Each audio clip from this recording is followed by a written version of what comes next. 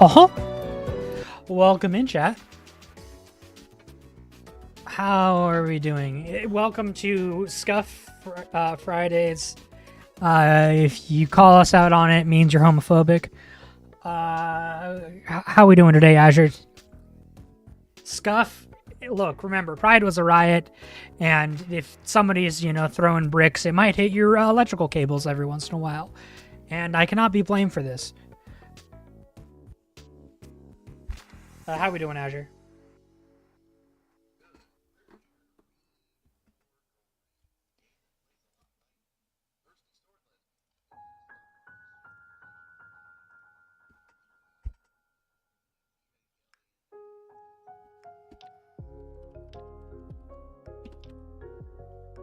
Yes.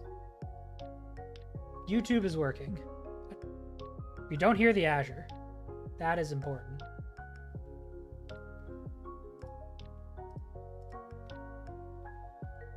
Oh. You should be audible now. But I don't want to be audible. I want to be Azure. You should be Azure now. Excellent. Can we hear the Azure? I'm saying words and things, and eventually I'll start making jokes too. Very good. So you're saying he's not just the voice inside my head. That's good to know. That's good to know. Although we could be collectively hallucinating him. That would also make sense. Oh, speaking of being diagnosed, I had my coworker tell me a really funny joke today that I almost fell over laughing from. Oh, what was this joke? So I've been every day I've been spending like 3-ish hours of my workday helping unscrew small lights, put a bit of glue in there and screw them back on and put them in the box. And I've been telling one of my coworkers the jokes I get from the little calendar next to my desk every day, and some of the ones I get from the internet. And he told me that if I hear a joke, I have to repeat it. And I was like, "You're right." And he said, "You have comedic Tourette's." And I'm like, "Shit, you're right." I suppose that's accurate. And then what did I do? I immediately went and told that joke to someone else. Very good. It's so nice to finally be diagnosed after all these years. It really is,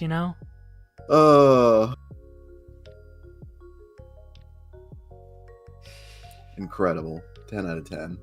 I'm just thinking about Contagious, and now I guess it's Contagious, and then I'm just here. Now I'm just thinking about, I didn't know being a magical girl was contagious. From the She-Ra remake. Just thinking about that line is very gender. Yes, being a trans girl is contagious. Hello, cynicism. Hey, it's not the worst form of Tourette's to have. You know what? You're right. Welcome in, everyone. All right.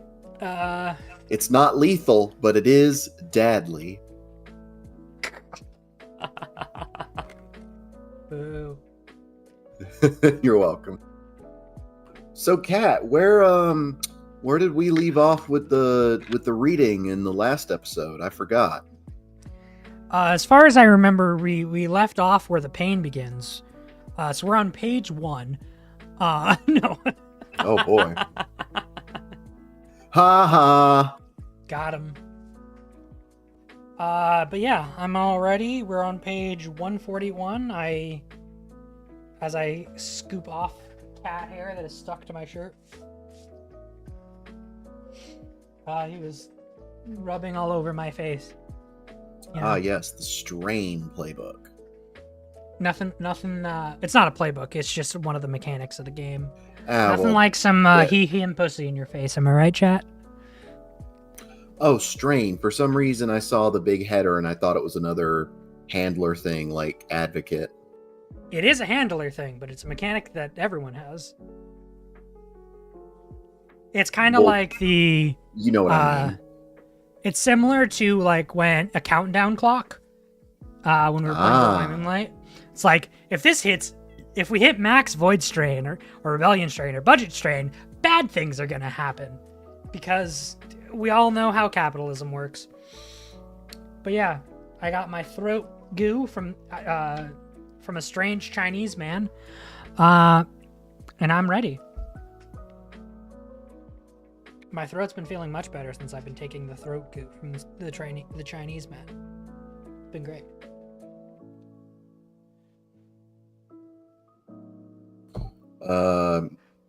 It's called... I can't read this. Pepakoa, I believe is what it's pronounced. I'm probably butchering that. Pepakoa. It is a herbal medicine. That's supposed to be good for you. That is a kind of a secret among... not a secret, but a well-known, hey, you're speaking a lot. You take this in the voice actor community. I heard about Here, it too. eat this.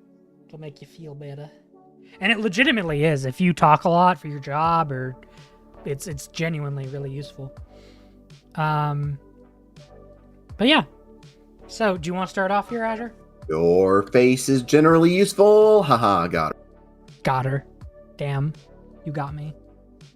What kind of accent would you like this time? Corporate informative, uncanny, or something else? Let's go corporate informative. Different areas are affected by strain as the game goes on. There are 3 types of strain. Void strain, representing the invasion of Gorgons and Harpies. Rebellion strain, representing the designs of various rebel groups. Budget strain, representing the demands of the higher-ups. Each area of strain is either low or high severity. Strain can swap between low and high at the start of off-duty due to fictional or mechanical triggers. Each severity of strain comes with a table. At the start of off-duty, you'll roll a d6 on each strain table. Each table has 2 lists of options. You can freely choose either to happen. Oh boy. Strains... Oh boy. Wow, we get options in our suffering. Ooh woo. Ooh woo. Spoiled. Strain's purpose. Strain provides a structure for you as a handler and is meant to challenge you, while also helping you focus more on your role as a player character. You will still need to prepare Gorgons, Harpies, and Rebels, but what dangers show up and when will be handled by Strain. It is not recommended to treat Strain as optional or something that can be rolled on when it feels right. Note: a competent handler can succeed regardless of the challenges that beset them from above, from below, and from beyond the bounds of reality itself. Are you competent handler, or are you chaff? I don't know. I'm pretty sure I was assigned the frantic playbook at birth, so I don't know if I don't know. Yeah, I think I lean more. That kind of checks out with what I know about you. Look, I've been diagnosed with a Respectfully. general anxiety disorder, so you know. Strain may begin to feel stressful, overwhelming, or like too much is happening at once, even to you as a player. This is intentional. You're overworked, underfunded, and constantly risking the lives of your cadre, your employees, and yourself. Embrace it, lean into it, and grasp the chaos in an iron fist. Note: if you're sleeping well at night, you're not working hard enough. Oh boy. Yeah, that just sounds like capitalism. That's not special. Mm-hmm. Starting scenarios. When you begin your first session, you should pick a starting solution or situation, which determines each of your strain what each of your strain tables begin at. Business as usual. Everything is routine. The war continues. All strains start to low. Disaster management. Something has gone very, very wrong. Pick one strain to start at high and all others at low. Barely hanging on. Everyone's on overtime. The Foundation is under serious threat. Pick 2 strains to start at high and the others to start at low. Everything's falling apart. Quadrant 12 is in chaos. The Foundation is holding on by a thread. All strains starts at high. The more strain tables starting at low, the less chaotic your sessions will be. High strain tables will lightly bring your game to a more natural endpoint faster. Custom events. you have ideas or other events you'd like to introduce, you can place the already rolled slots on the strain tables with them and add them as additional events in addition to the strain rolls, or simply have the event happen instead of rolling one on your tables. That's fun. Yeah, like, this as a concept is kind of like basic 101 storytelling. What is the problem? You know, what is the thing that is causing the difficulty in your game? You need to have the problem? this. How bad is the problem? Yeah. And I think, like, the interesting things here are, like, when things get into the nitty-gritty. But yeah, void strain. Increase your void strain to high at the start of off-duty if one of the following happened. At least half the girls have void assets. A girl has become a harpy or was stopped from becoming a harpy since the last off-duty. You repeat an event. That is a really interesting. You repeat an event. Basically, if you roll the same thing twice, then you go into high. And I guess it's a little bit less like a countdown clock because it's binary. It's either it's low or high, you know? So that's interesting. It's binary, unlike gender. Mm-hmm. Yes. Thank you. I also do stand up on the weekends. I don't know if you can hear the clapping, but I'm clapping for you. Light golf clap. Oh, I did not. The silence made it funnier. All right. Low void strain event 1. A directed Gorgon appears at the edge of the map, moving to attack a city. A dormant or erratic Gorgon appears on the square beside a base. Have we gone over what the different types of Gorgons? Not that I recall, but I don't recall much. That'll be coming up later. Okay, cool. They briefly talked about there's different types of Gorgons, and these are capital bolded words. So this is a type of Gorgon that'll show up, essentially, is what that means. And that dictates their behavior. Ooh. A girl spots a harpy while on patrol.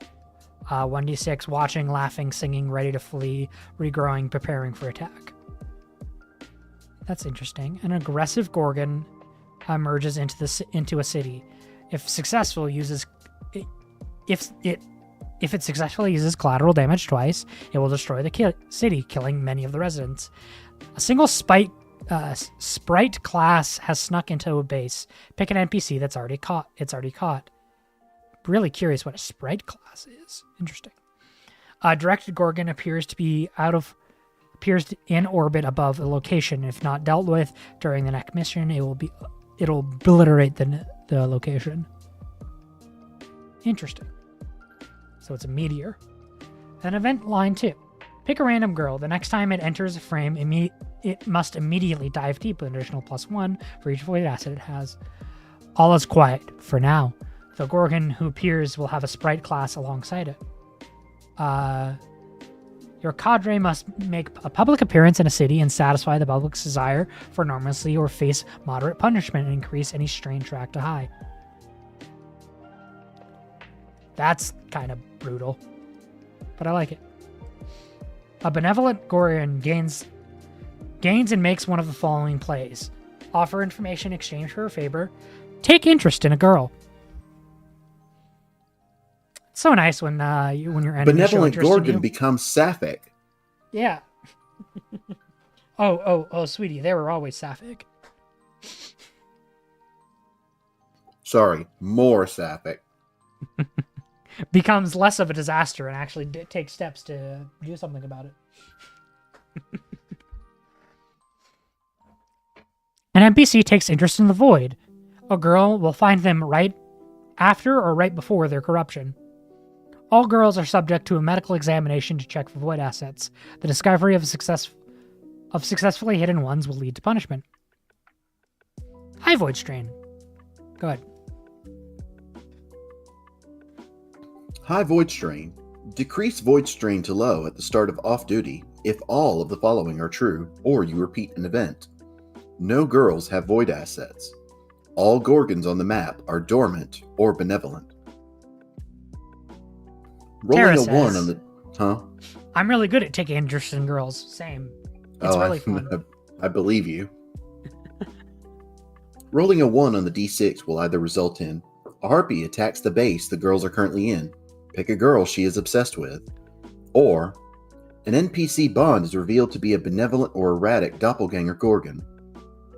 Rolling a 2 on the d6 will either result in void corruption takes over 2d6 connected squares. Suddenly and without warning, everyone in those squares becomes touched by the void. Or a harpy, out of her frame, appears in a random girl's bunk. You do not notice it until it is too late or the girl makes a play to contact you. Rolling a 3 on the d6 results in a previously defeated Gorgon re-emerges, altered somehow. Give it 2 new assets, a second type, and answer, who is behind this? Or a Gorgon-worshipping cult appears. Pick a location they take over, and create or choose a harpy who they venerate as a messiah. Rolling a 4 on the d6 results in a priestess class frame, or another if there are no priestess classes, will go berserk the next time it is activated, subsuming its pilot and becoming an aggressive Gorgon until defeated. Or That's fun. fears of pilot inhumanity surges, and Foundation directors demand that your girls act to alleviate their fears. If the cadre does not, the directors will call for collective severe punishment.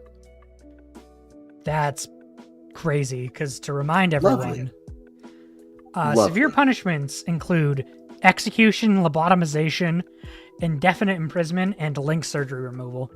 Oh, that's right. That's what severe punishment means. Death Severe or punishment worse. is basically different flavors of game over for that character. Yeah. Rolling a 5 on the d6 results in choose a play to gain and make it, recontextualize the void and their understanding of the way of the world, or reveal how disaster is much closer than they expected. Or a Gorgon attempts to reach out through void space to any girls with void assets, forcing them to dive deep. Treating the Gorgon as their frame, if none have void assets, a random girl gains void. Finally, rolling a 6 on the d6 results in the sky opens up. Now, and the next 1d6 times you roll strain, a Gorgon or harpy will emerge through it. Or, if you've had 2 or fewer other void strain events, roll on each void strain table and have both events happen. Otherwise, choose an endgame. Jesus. Also, I'm also very good at deep diving into girls, My favorite hobby. Kat, have you ever taken interest in piloting an unstable robot mech? Always. Boy, do I. Void endgames. When you roll a void endgame, pick one that you haven't chosen yet. Take leave, spending your next off-duty in your hometown or the home of an NPC bond somewhere outside of Quadra 12. Afterwards, your cadre will have to return to the warfront. Ask the other players whether they'd like to continue play or draw the game to a close. Rip open a stable void space portal in one of your labs. Get awarded a medal and retire to a comfortable life in one of the safe quadrants. A new handler will take your place. Offer retirement with a stipend to one of your girls. The next time you gain void, nobody else will notice. And the final 2 are take a handler advancement. That's interesting. Seems like those last 2 are beneficial in some way. A lot of these are partially beneficial. It's like some of these. It is interesting that the game offers a positive ending, or the option for it.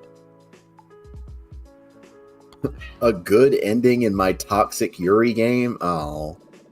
I know, I was not expecting so. Rebellion strain. Increase rebellion strain at the start of off-duty if one of the following happened. A girl leaks information to the public about the Foundation's activities. A girl tried to kill you, escape, or was captured by rebels. You repeat an event. So notably, this is talking about the you in this sentence is the handler. She deep dive on my girl frame until I end game. Exactly. Good.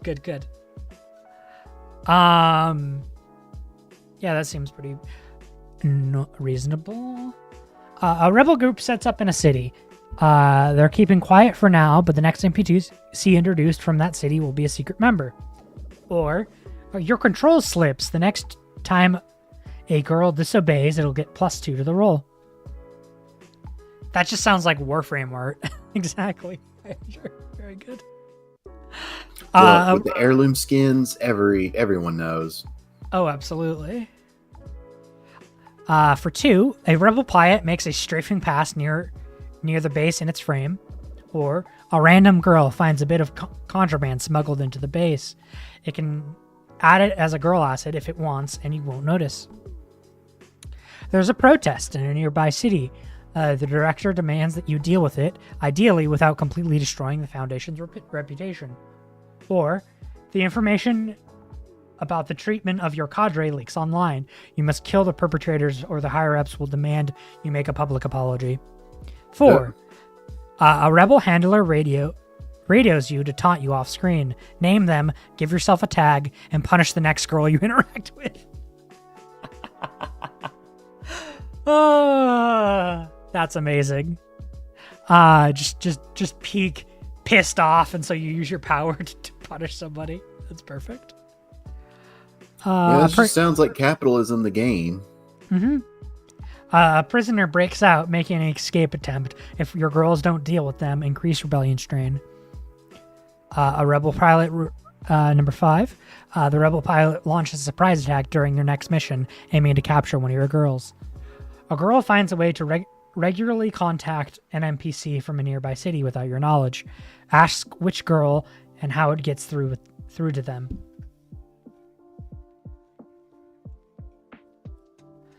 A rebel group establishes a rebel base in a distant square. It's too much trouble to deal with for now, and provides a safe space for those pilots to flee. An NPC bond is contracted by your rebel group. At the end of off-duty, they'll defect if not dealt with. If they defect, they'll leak information and increase rebellion strain. Interesting. Lovely. High rebellion strain. Decrease rebellion strain to low at the start of off-duty if all of the following are true, or you repeat an event. You killed a rebel handler, and you captured and broke a rebel pilot. Result 1. All rebel pilots attack the base your girls are currently in, aiming to kill you or your ace. If there are no rebel pilots, introduce 3. Or, a protest led by a rebel group overtakes a city. If your next mission isn't spent dealing with it, treat the city as destroyed until you liberate it. Result 2. A base is overrun while you're not there. Prisoners are freed, NPC employees are killed, and they've got a vital frame. Or, a rebel handler contacts one of your girls without your knowledge, offering it an escape. Result 3. An NPC bond turns out to secretly be a rebel, perhaps even a rebel pilot, if appropriate. They attempt to assassinate you, and you can't stop them without your cadre. Or, public opinion shifts towards rebel ideology. The director will pick a rebel group and order you to demonstrate some show of support for their values. That's very interesting. That's a strange one. Yeah, it's like Result 4. Oh. It's like having to like pretend that you. Why does this feel like corporations at Pride Month? It's like no, we have to pretend to like to do this to keep the public on our side. That's very interesting. It's like, oh, you know those things about that rebel group that you support? We also kind of support some of that too. Yeah. And then as soon as they get enough favor, it's like, all right, they like us better. Kill the other group. Yeah. Result 4. Rebel pilot has it out for one of your girls. It will attack every mission attempting to kill or capture your girl until it is dealt with for good. Or, the next time a girl successfully disobeys orders, it can develop a control ritual and describe it. It can mark its control ritual like a tag in order to shift its roles to disobey orders. Result 5. A rebel handler synthesizes your voice. Your cadre can receive orders from them as though they were you. Or, Well, that's a fun one. Give yourself a tag based on your backstory. When a girl uses it, it can choose to make you helpless instead of the usual effects. Brings up your Facebook profile. Brings up your past Twitter history posts. It's like Brings Now up you have the file collection you thought you had deleted of all your like scene photos. Exactly. Rebel pilot. Result 6. A rebel pilot makes its way into your base and steals a random vital frame. Stop it, or that frame will be lost for now. Or, if you've had 2 or fewer other Rebel Strain events, roll on each Rebel Strain table and have both events happen. Otherwise, choose an endgame. You assume I even have a Facebook or Twitter. You used to. You also don't post problematic things you're ashamed of. Typically. Yeah, the handlers are problematic. They definitely have Twitter and Facebook. Rebel endgames. When you roll a Rebel endgame, pick an active Rebel group and one option that you haven't chosen yet. 1. You have the opportunity to cut the head off the snake. If you can kill their leader, you could destroy the group once and for all. 2. You throttle their funding sources. They will merge with another rebel group to avoid being dissolved. 3. You take a lesson from them. Tell each of your girls to pick a play from their ancillary playbook. 4. They assimilate into the Foundation. Write a new play depicting how you now work for them. 5. They assimilate into the Foundation. Future Rebellion Strain events involve rebel insurgents you are secretly funding. 6. They assimilate into the Foundation. You become an outright rebel handler. Continue with Rebel Strain, now referencing the Foundation. That's fun. 7. They assimilate into the Foundation. Face execution. Create a new handler who complies with the new Foundation's ideals. Or 8. They're destroyed by a new, even more dangerous rebel group. Write up the new group, and any rebel pilots from the old group are captured and broken. Nice. These really make it sound like the Foundation is not a powerful, oppressive force that is keeping order. It makes it sound like they're just the rebel group that's in charge currently. Yeah, kinda. I like that. Like, it's a bit of They're both. they're just the group that happens to have the most powerful girls and frames for now. Yeah. I mean, that's how war works, you know? It's whoever has the biggest weapon and the biggest stick, you know?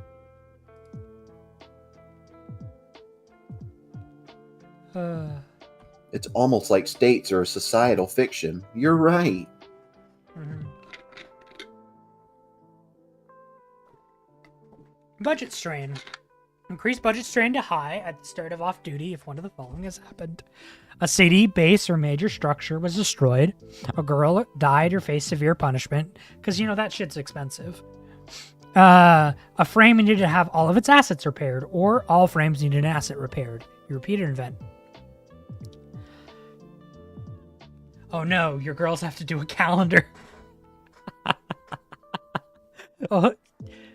Budget strain 1. Your girls have to make a sexy calendar to raise funds for the Foundation. Based on the results of the shoot, give each of them a tag on what the public thinks of them. Kat, I thought you were ad-libbing that until I looked down at the page. I was like, holy shit, she wasn't fucking kidding.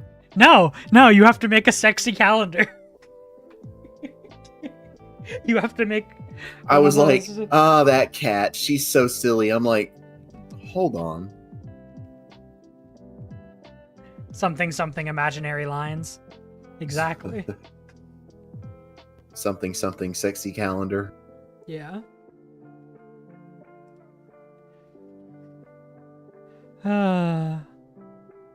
Delightful. Part 2. Or one option too. Someone very, very rich takes a liking to one of your girls, gaining a bond with it.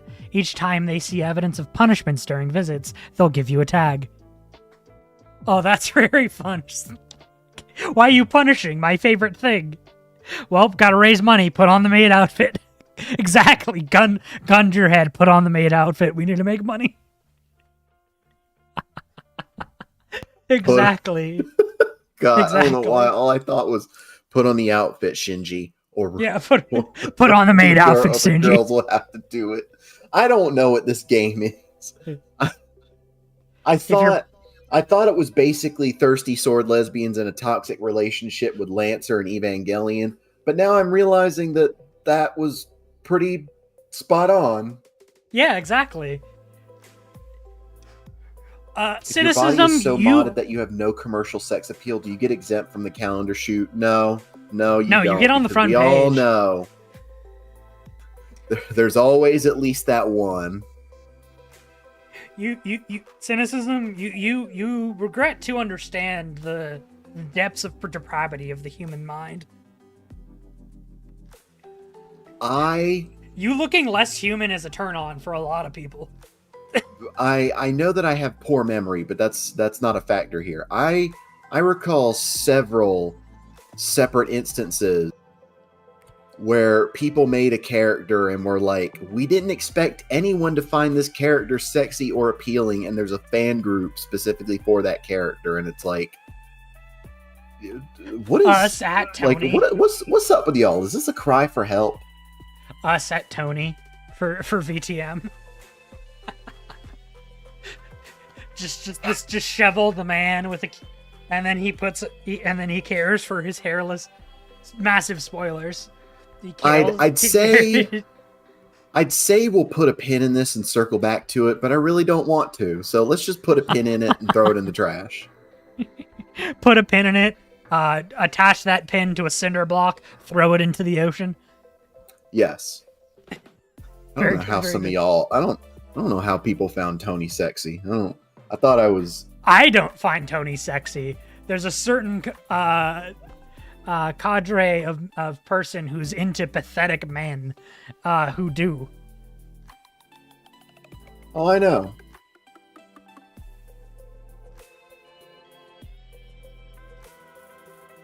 Okay, true, but figured the corporo scum would make the decisions that would still be adhering to vanilla norms for beauty. I mean, to be fair, the photo shoot doesn't...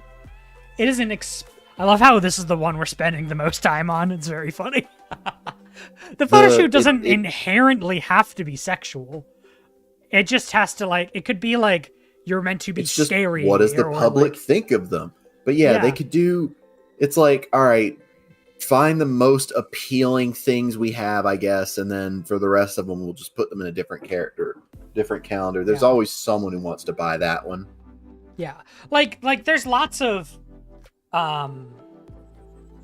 things like even if it's like they're not trying to make it sexual, like there is a certain there will be an appeal that someone will be into, like, sexually. It doesn't have to be that, but that is kind of what the game's about, so it's where my brain goes, you know? It could Statistically, it is impossible that there will be no one who does not find a character sexy. Yeah. But it can be sexy, of course. I would argue it has to be. At least at my table. Look, the more inhuman you look, the more sex appeal you have. That's just the facts of the queer experience. I'd immediately buy the sexy Xeno scum calendar. Yep, exactly. See? Exactly. Exhibit A. Exhibit A. All right. Part 2. A local politician demands your cadre at a function of theirs, an auction, a fundraiser, a ball, orgy, all normal options. Whenever a girl acts out of line during the function, you can give it a tag. You must tell them this. 2, or secretly write 2 assets your cadre has down on note cards. When a girl tries to use that asset, flip it over and describe how things go terribly wrong instead. Oh, joy. Ooh woo. The non-conventional ones are just holding plates of garlic bread. No arguments here. Exactly. Look, that's enough to in the post dystopian world. Hey, you get fed garlic bread here. That's a pretty strong selling point. Join the organization. You'll get garlic bread. The true dystopia. Garlic bread becomes a luxury. Exactly. So today, I was about scientists. To say, all right, take it easy on Mitha there. Scientists insist on 1 or 2 of your girls for void observation, even if they otherwise wouldn't have needed to.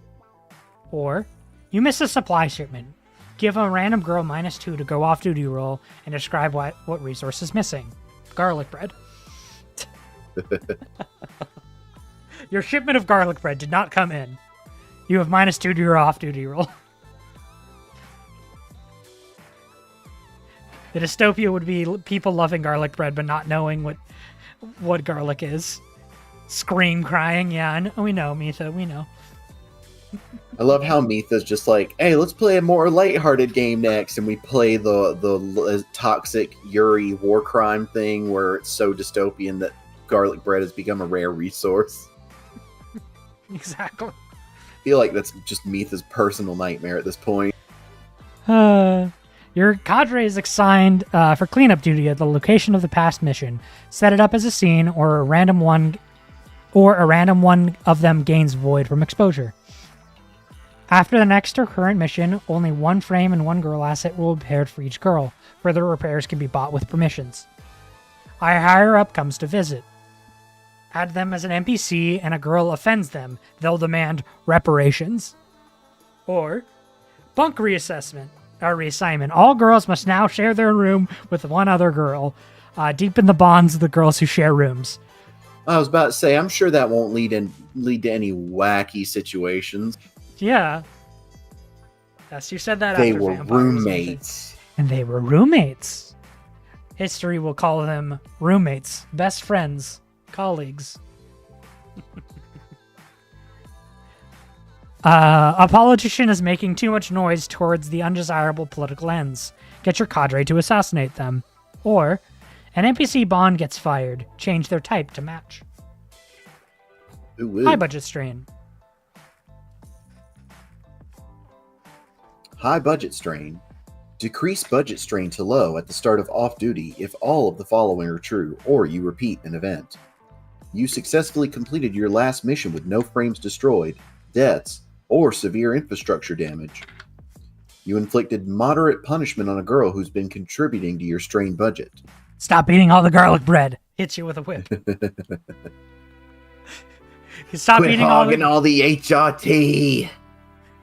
Quit hogging all the garlic bread. I'm going to libido inhibitor you. Option 1. You have a meeting with the director to discuss your performance. Choose someone else to play the director during the scene. Gain 4 heat.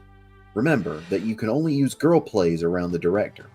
Or, a lack of fuel supplies means that your cadre will be late to their next battle. An affected location and/or NPC will automatically be killed, captured, or corrupted, with no opportunity to stop it.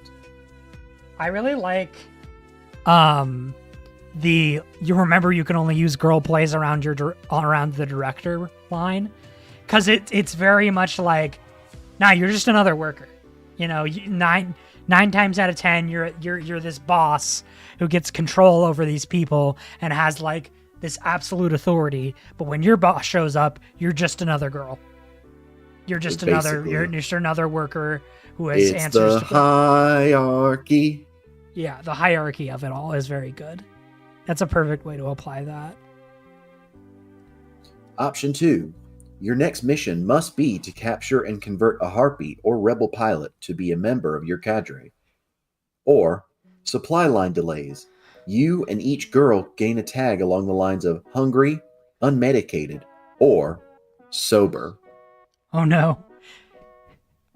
Captain's log. Ungarlicked. It's been 3 days since I've eaten garlic bread.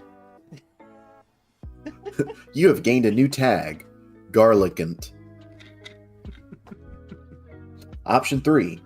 One of your girls faces potential severe punishment from the higher-ups for perceived crimes against humanity. Your hands are tied. It must handle them alone.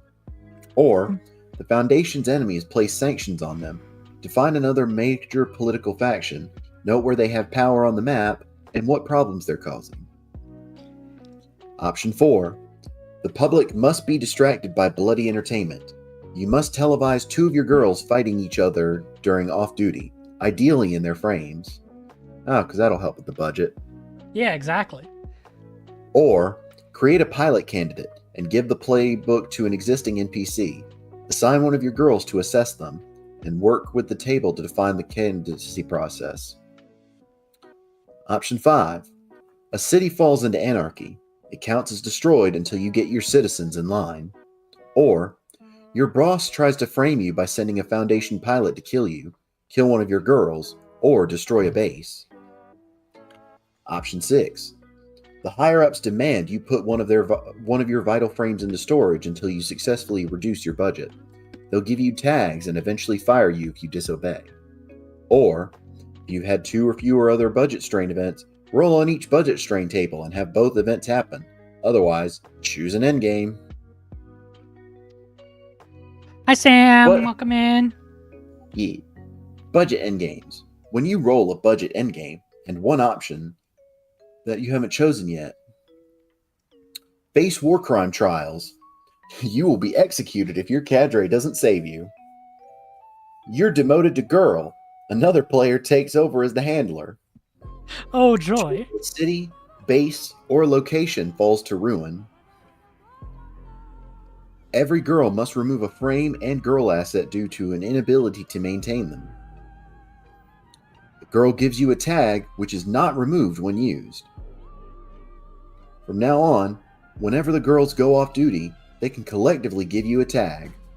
Or, 3 to 5 NPC bonds quit or die. Oof. That seems like a lot more tame compared to some of the other stuff. So,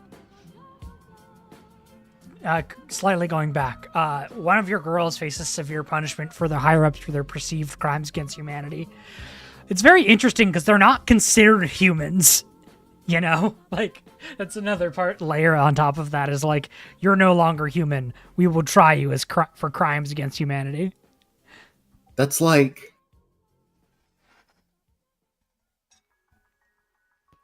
It's like, okay, we call them it, but also we're putting them on trial.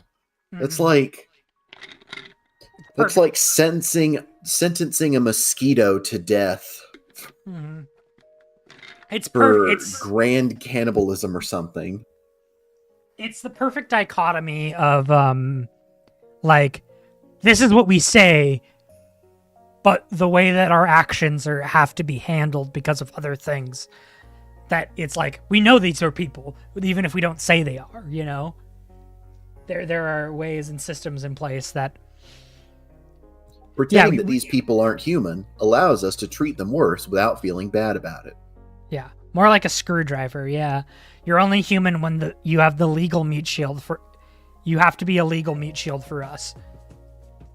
Exactly. All right, handler advancements. Laws are threats made by the dominant socioeconomic ethnic group in a given nation.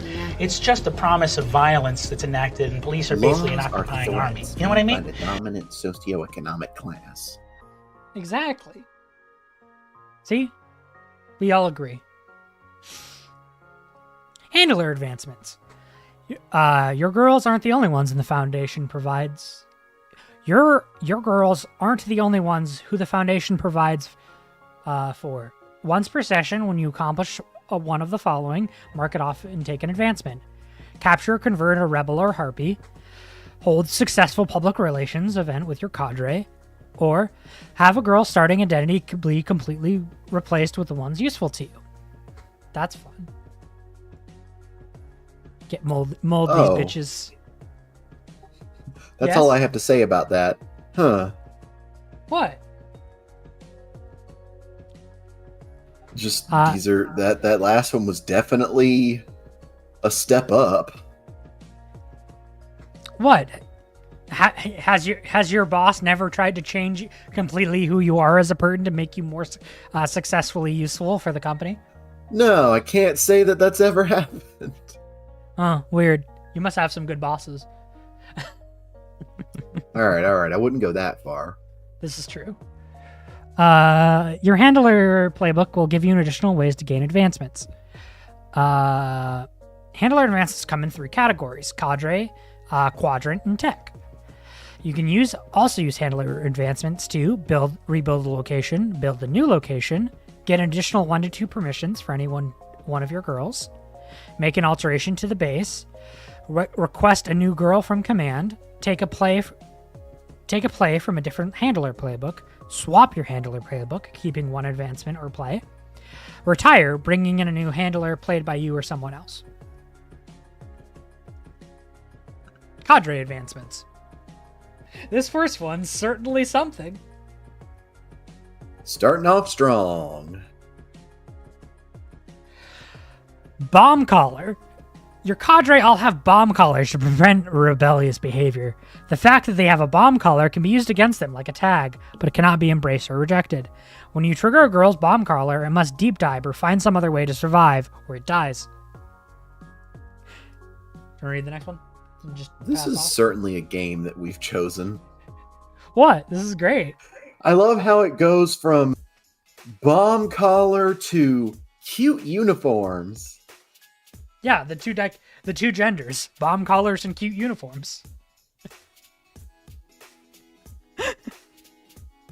It's like, all right, the company policy mandates that you either have to wear this cute maid outfit or a bomb collar. It's got to be one of the two.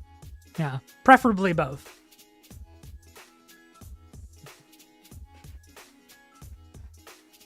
Amazing.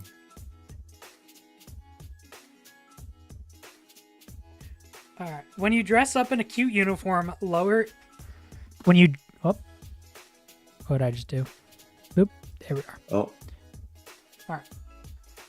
When you dress a girl up in a cute uniform, lower its status and it gains the following rules. When it keeps its head while wearing the uniform, it must always choose to be. Must always choose. I seem helpless and adorable. This game legit makes me wish I had enough close queer friends whom I can play with. I mean, we're going to be throwing a group together, right? I bet you could find... There's lots of cool communities you can find online, but I understand wanting to know people closer to run a game like this. That definitely is understandable. But... yeah. Hey, we got a Discord. If you want to make friends. There's Discord. Yeah, it feels like the spicy general chat is definitely the place to hash that out. I guarantee you can convince a couple people that they over on our Discord to play this game with you. It's a cat ear headband attached to their head, and they will put bombs in the fluffy ears. Exactly. No, the bomb is the jingly bell that they hang off of the collar. It's actually a bomb. The cat ears come with a collar and then a little jingly bell, and the jingly bell is the bomb. The uniform can be used against it like a tag. It embraces the uniform. It can add it as a girl asset instead of an identity. The asset can still be used like a tag. If it rejects the uniform, punish it.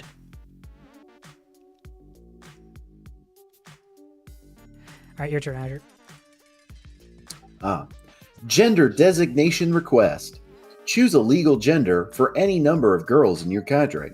You may change their gender as you please. Oh boy. Man, he, him pronouns can always mark his partner's tag to get an 11+ for his sex play. Woman, she, her pronouns, faces punishment if she ever says no to a man. Oh, God. Animal always counts as being lower status than other genders for the purposes of disobeying orders. Inflict a tag on any non-animal who has sex.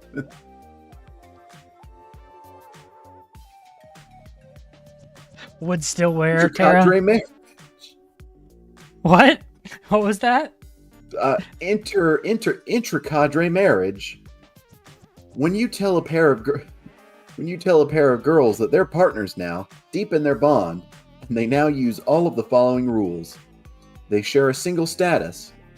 They may legally have sex whenever one of them wants.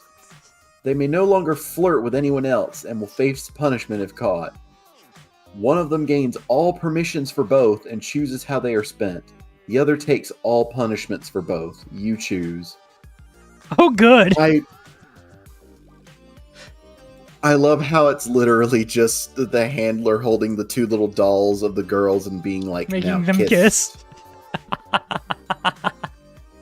That's really funny. Incredible. Yeah. Successor. You gain the play, give advice on how to lead.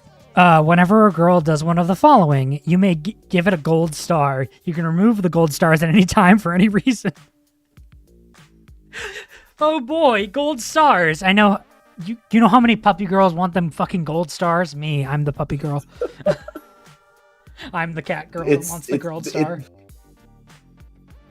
The advancement is just a praise kink. That's it. Yeah, that's all it is.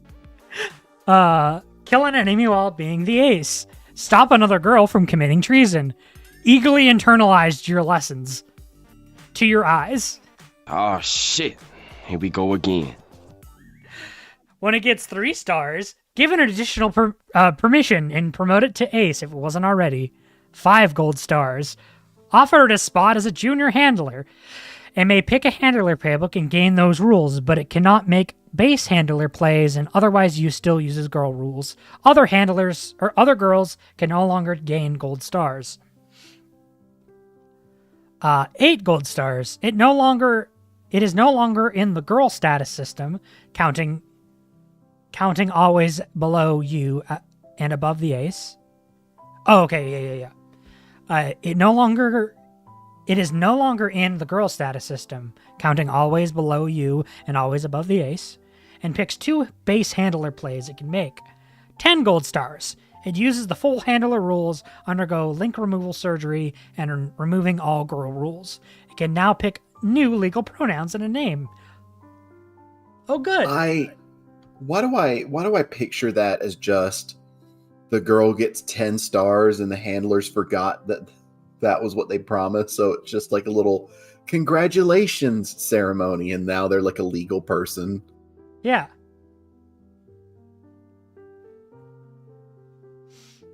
Tracker implants. Incredible. Do you want me to take this one? Yeah.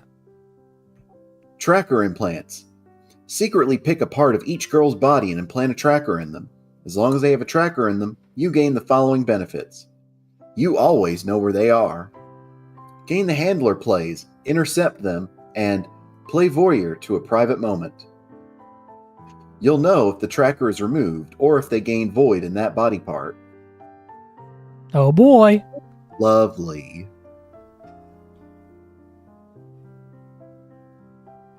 Emotional validation can be bought at store. Stressing at all. Emotional validation can be bought at the company store for $1 per sheet. Exactly. Jenny says the liberal government is enforcing state-mandated gay marriage. I've heard this this Fox News report. Exactly.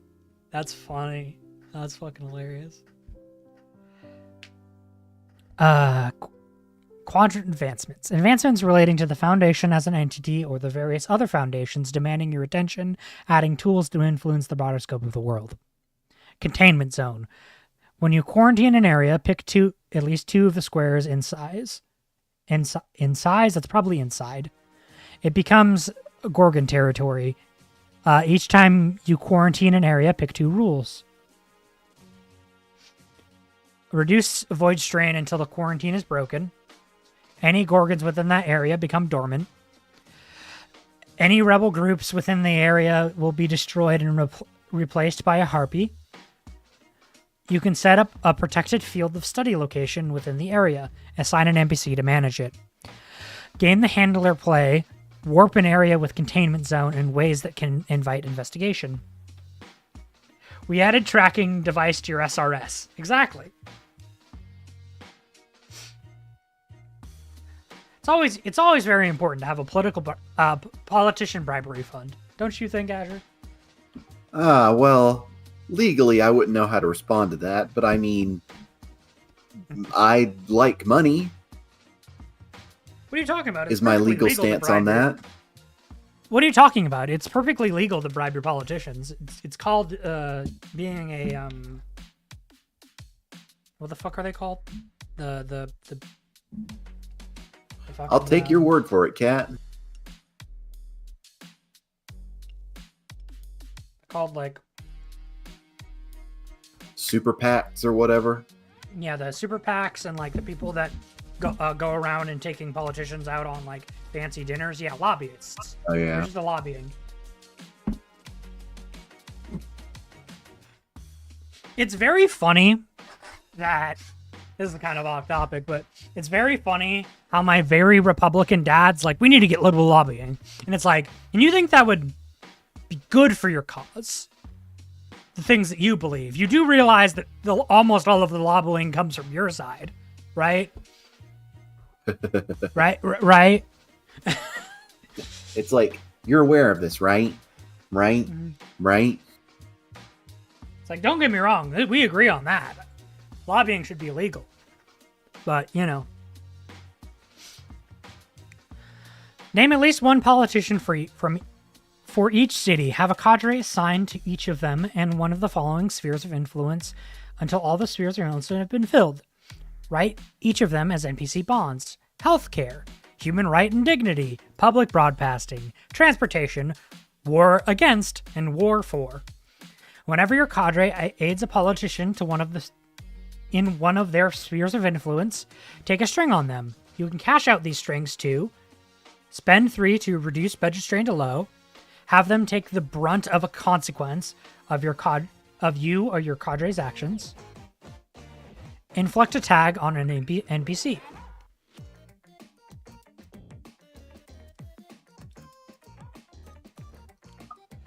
Not intended as a jab or anything, but I feel like if when it's Mitha's turn to play handler, I feel if she took that advancement, I feel like she'd always be supporting the transportation politician. And the quests would be something like, "Ah, man, there's this building in this one sector. It would really be financially beneficial for me if something were to happen to that building, maybe say in the heat of battle, so that I could build my new high-speed rail." That's very funny. All right. Girl insurance. We all need girl insurance, chat. What? I love that. That's just what it's called.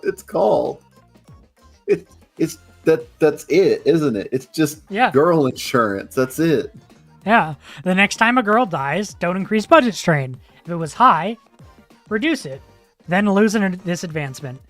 Mitha loves strains. This is true. Promotional opportunity. Do you want to read this? Unlock the map for Quadrant 13.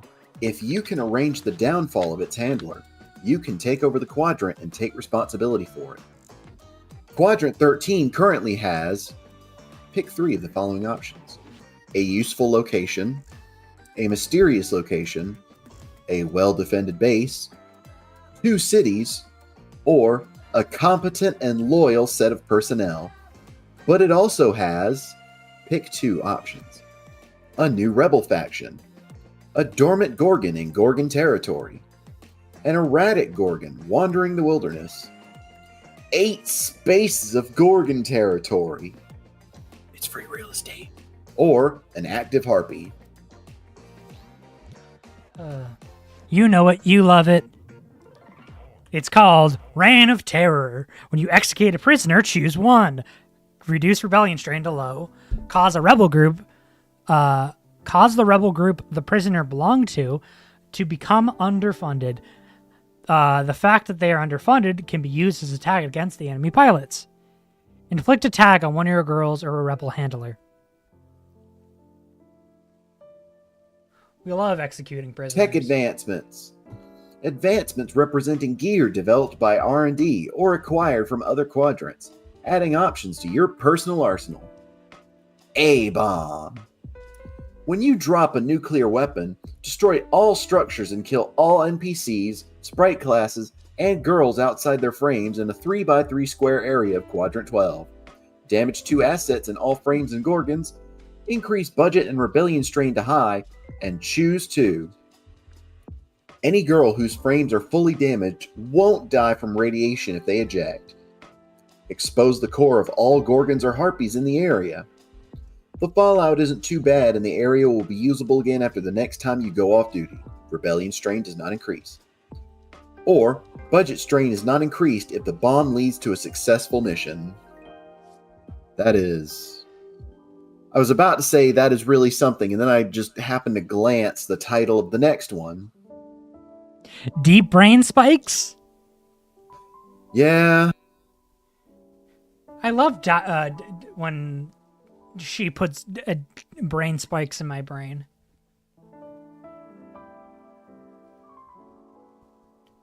Look, girls are meant to be pretty, not to have thoughts. That's what other girls are for. That's what their girlfriend is for. Deep brain spikes. When you dive into someone's memories, flashback to a scene that happened off screen before the game began. You're there now, or watching it happen. Set the beginning of the scene and play it out as normal. Come back to the present when it has become clear that the moment relates to your current circumstances, or when any discrepancy has become too major to ignore. Any incongruities may be safely dismissed as a faulty memory or poorly calibrated viewing tech.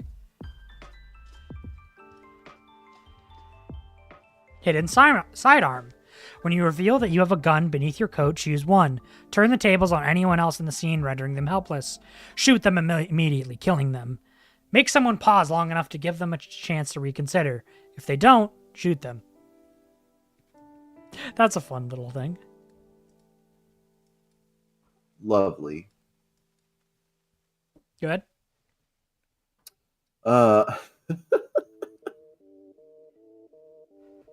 Last resort. When everything seems hopeless, and at least half of your girls are dead or turned against you, abandon your role as the handler and enter the frame, last resort, hidden under your base. Someone else takes over the handler role. Take an unused frame, 5 frame assets, and 2 girl assets. Swap to using girl rules.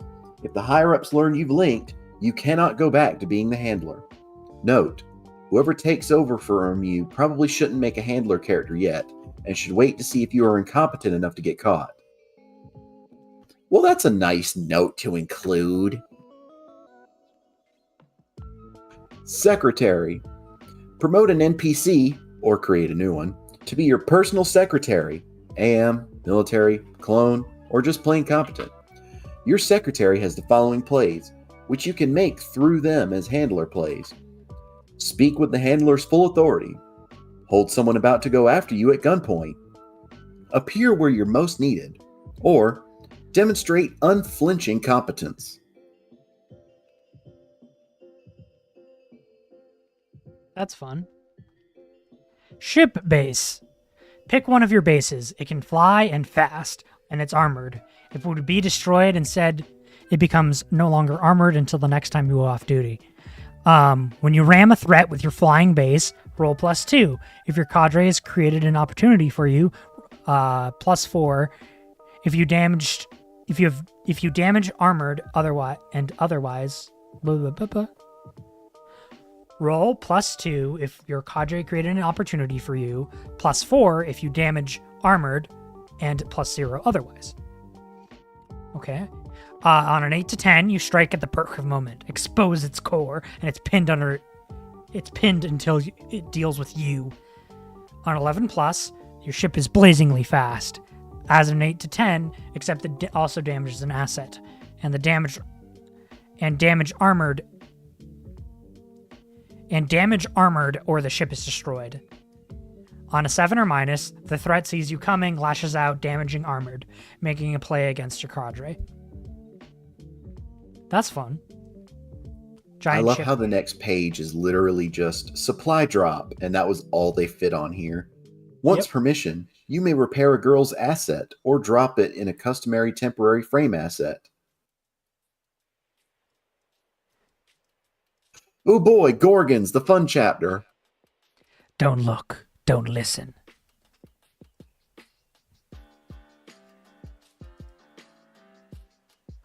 They were there when humanity opened the paths to void space. They were waiting. Their forms are malleable. Rarely are any two the same. Most are large, as big or bigger than a vital frame. Some look adjacent to humanity. Some barely look possible at all. Maybe we opened the route for them. Maybe they could get here all along and just never realized there was anything they wanted. We think they're trying to communicate, but they come from a realm of unreal physics. Their speech atomizes us. The sight of them makes our noses bleed and our brains blind themselves. They don't know death, so they try to speak with their bodies when other methods fail. We are not immortal like them, and cannot survive the violence their attempts to understand entails. Gorgons are boundlessly curious, consistently strange, and inherently dangerous. It is a tragedy that they must be slain, and they can be killed, despite everything. But it's us or them. Note, no other choice, right, handler?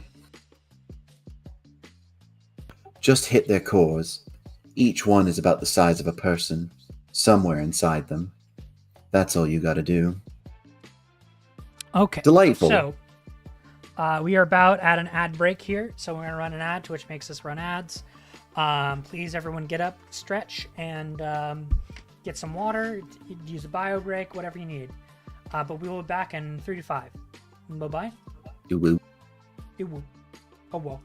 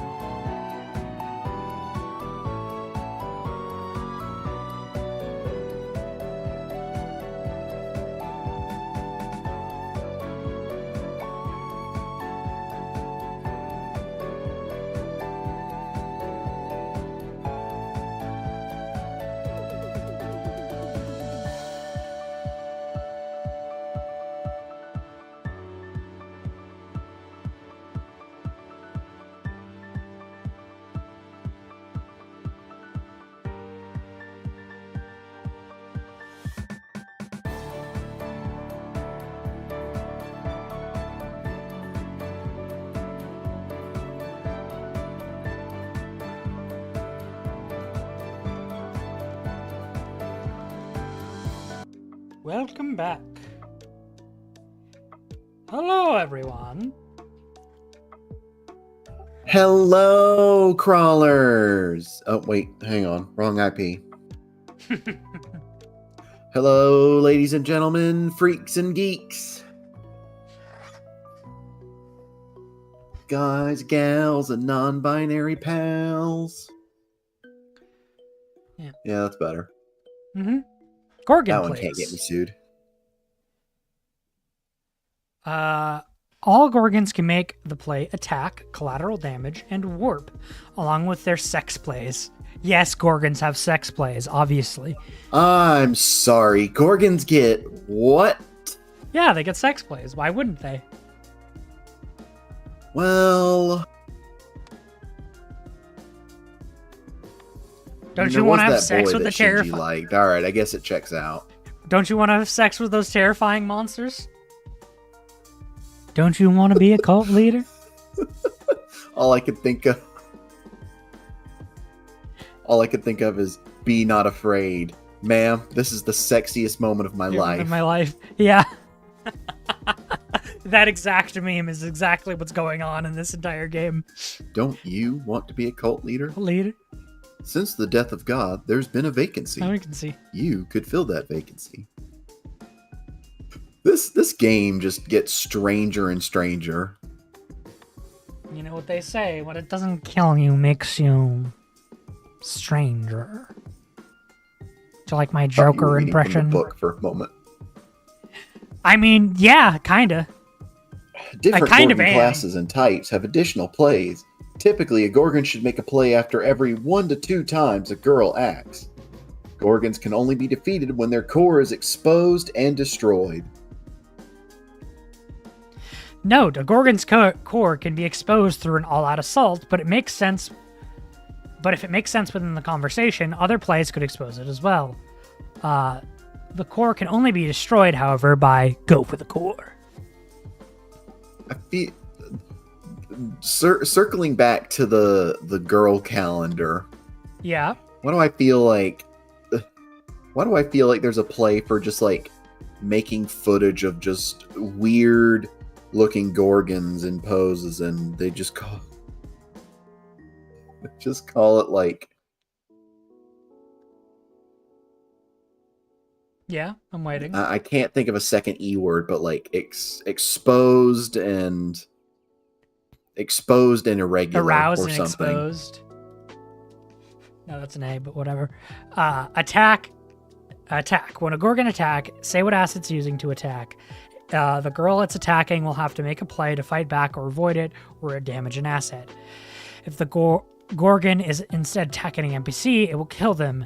If it's attacking another Gorgon or Harpy, the two of them will pit their assets against each other, and the handler will decide which one comes out on top, destroying the losing asset. When the Gorgons fight with their straps. Exactly. Gore gone wild. Ah, Got him.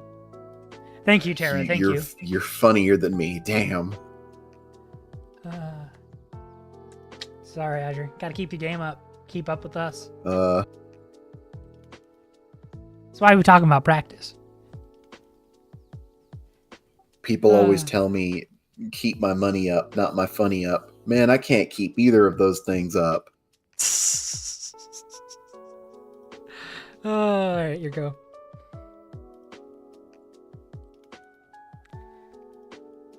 Collateral damage.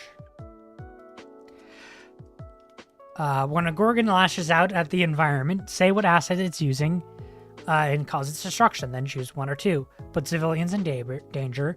If no plays are made to save them, they'll die. Damage a structure. If no plays are made to interrupt it, the structure will collapse. Fry electronics and communications. Or change the environment in some unusual way. I love putting my assets against each other. That's just called foreplay, baby. That's just called foreplay. Yeah. All right, you want to read the next one? Warp. When a Gorgon charges its exposed core, it chooses 1. If some of its assets are damaged, evolve a new asset. If someone has made a go for the core play and did not defeat the Gorgon, grow new flesh and protect its core, or escalate and change the situation. Kat, you can have these next two. I feel like they're really in your wheelhouse. What makes you think that? Oh, just a feeling. Okay. Gorgons fucking girls. When you have sex with a girl, it can give you a tag, expose your core, and then crush it into bloody paste. Hot. Yes, you must have sex with your core. That is where the genitals are. No, it's person shaped. It's the only thing Yeah. that'll work. Gorgon's fucking frames. When you have sex with a girl inside its frame, roll plus the number of void corrupted assets it has. On an 8 to 10, it gains void and you damage its asset, and it'll face punishment if the handler finds out what it did. It can expose your core. If you get inside its head, perhaps literally, or if you get inside its head, on 11 plus you get inside its head, perhaps literally. If you or it are not killed immediately, it'll become a harpy. On a 7 or minus, damage its asset and expose your core. Interesting. This is the first time rolling as an NPC or as a Gorgon has popped up. Note, intentionally having sex with Gorgons or Harpies is highly prohibited. It won't stop us, don't worry. A girl who attempts to do so should be placed under strict observation and assumed to have void madness permeating their brain matter. I love how Gorgon's fucking girls is basically just Morinth from Mass Effect 2. It's just the same ending. It's like, fuck hot girl, die. Mm-hmm. I mean, these things there's no are... option to avoid it.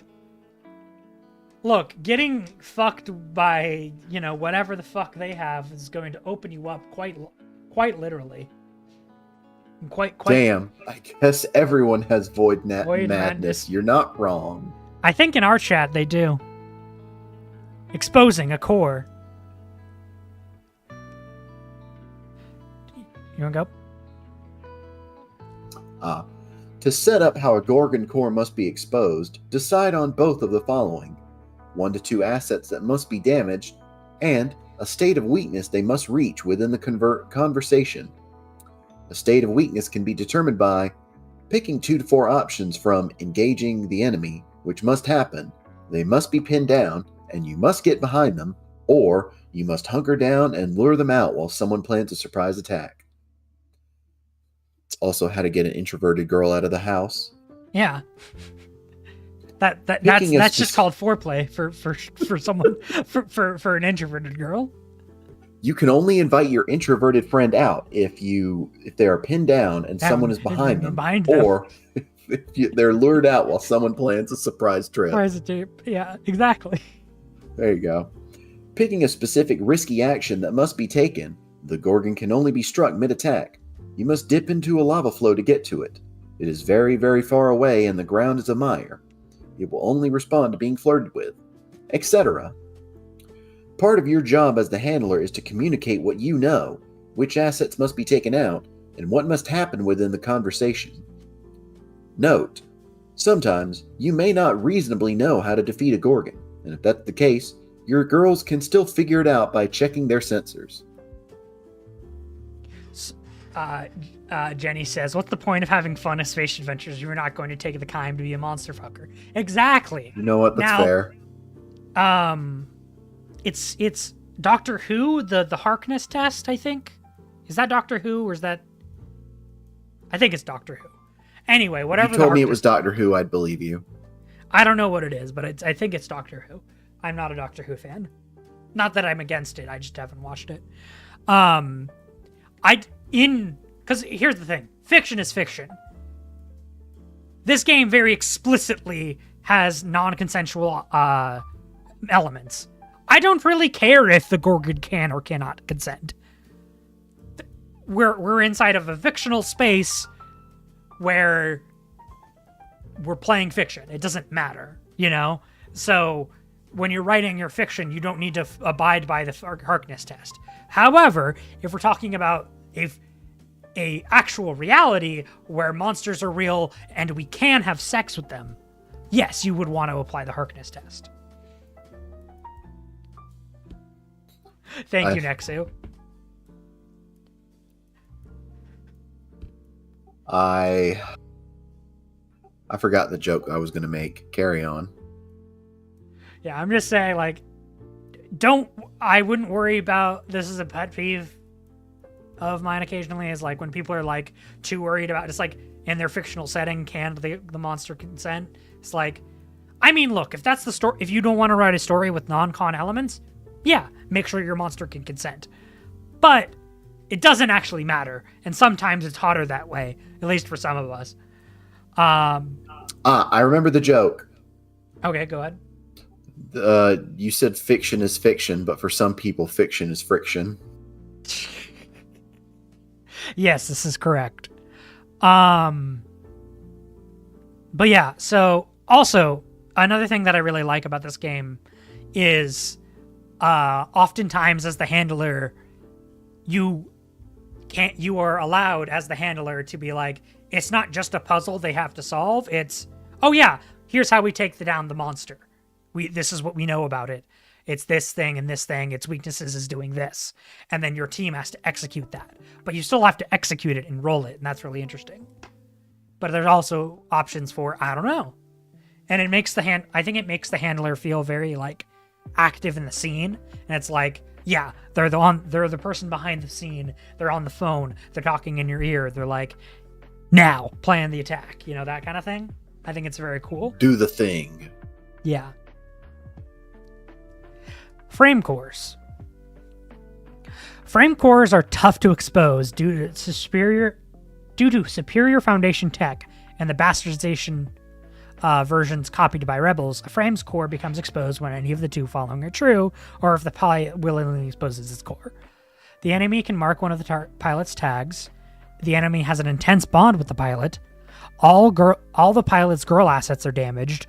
All the pilot has their identities marked. So you need 2 of those to get your frame exposed. Damn. That's not too bad, honestly. That's shockingly easy. Like, it's a lot, but, like, it is interesting and something to keep in mind.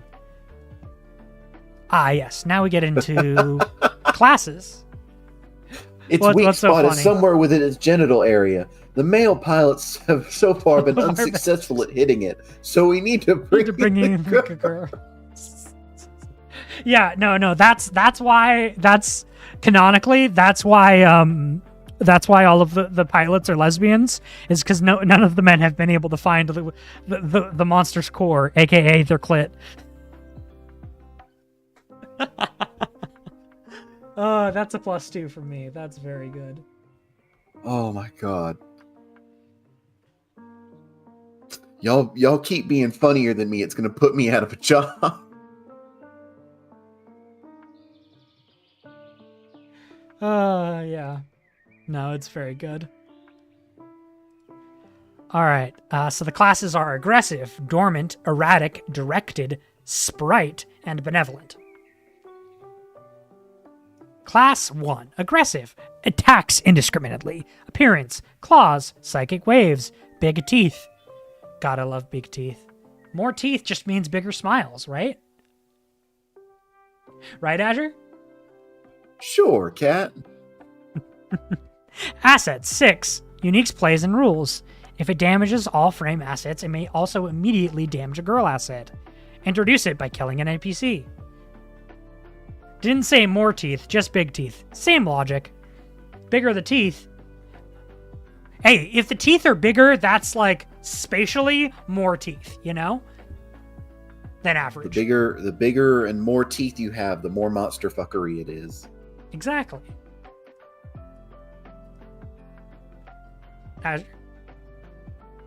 Would big teeth.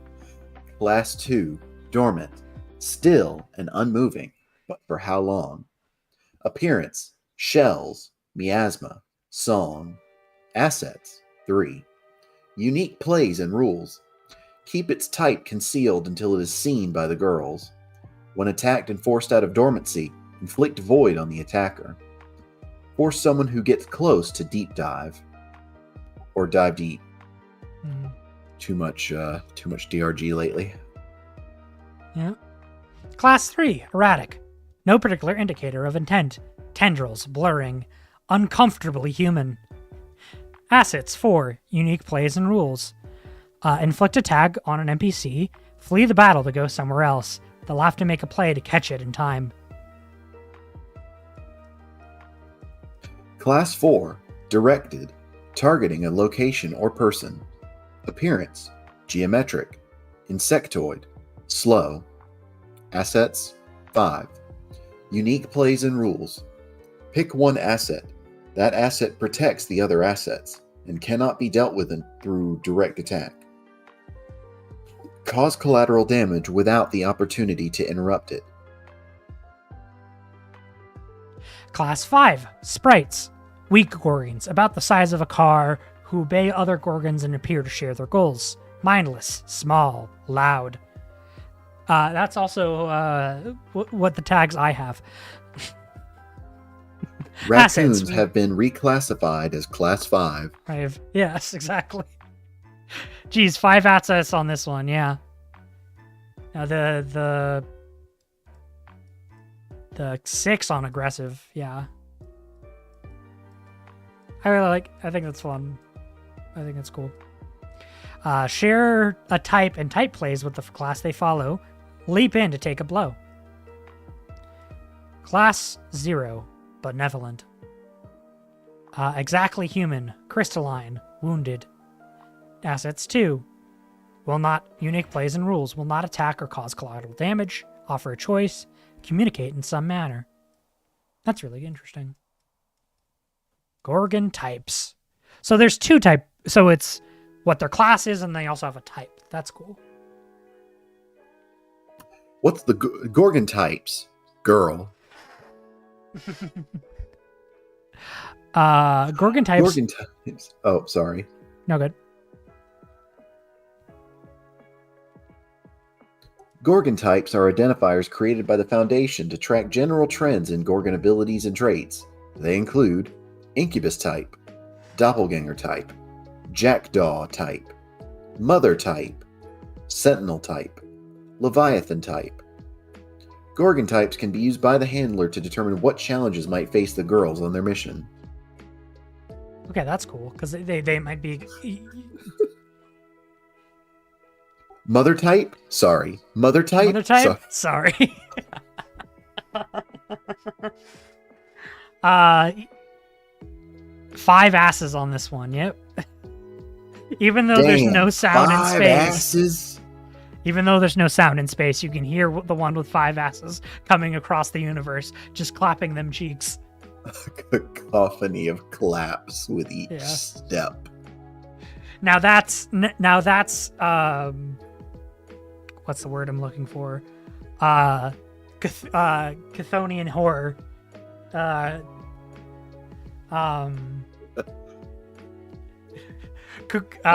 I'm Cthulhu. I'm Cthulhu, but I keep alerting the Lovecraftian horror. Yeah. I'm a Lovecraftian horror. I keep alerting the investigators to my presence with the clap of my cheeks. A clap of my 5 ass cheeks. Incubus type. An incubus type directly tampers with emotions through electromagnetic fields, seeking to corrupt girls into harpies. Assets: immobilizing tendrils, deep sea terror, fleshy skirts, elongated limbs, leaking poison, and eyeless awareness. Incubus plays: stun everyone with no void with your beauty, inflict a tag, blissed out, craving touch, dysphoric, paralyzing anxiety, grief without source, etc. Use your emotional conditioning. Fleshy spinny skirts. Yes. Emotional conditioning. When you affect a girl with feeling, you must mark one of its tags and tell it to spend heat and roll. On an 8 to 10, it manages to resist your conditioning and can erase the chosen tag.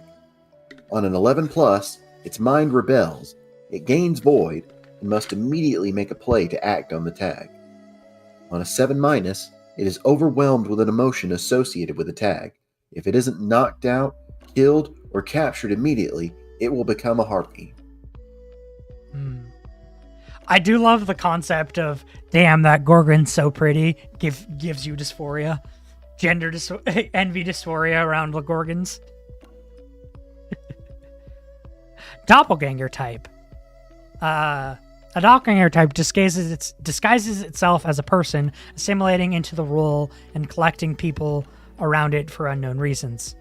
Assets: cult following, hypnotic stare, hidden tentacles, kaiju transformation, human shields, and explosives. Doppelganger plays: mark a girl's tag and slip away, requiring someone to make a play to find you, probably sniff you out.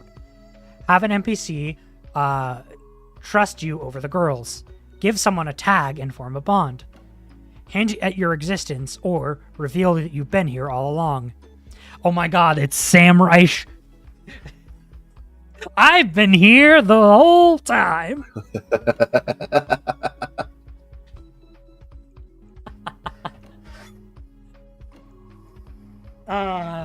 Sniff you out. When a girl tries to sniff you out, tell it to spend heat and roll. On an 8 to 10, a girl can discover your identity, but it has to choose first. Normalcy must be upended quickly and violently in the community to draw you out. You're in a position to cause unavoidable collateral damage when they find you. They'll need to set one of themselves up as bait to draw you out. They'll find 2 to 3 people who could each possibly be you, and there's no obvious answer. You may choose a basic play. No girl can make that play against you without your permission. On 11+, the girl can discover her identity, but it chooses 2 first, and one of them has to be upending normalcy or collateral damage. On a 7 or minus, the girl can discover her identity, but chooses 3 first. That's cool. I really like how often this game, how often the negative is just more. It's worse, you know? You have to do more, you know? I really like that. Jackdaw type.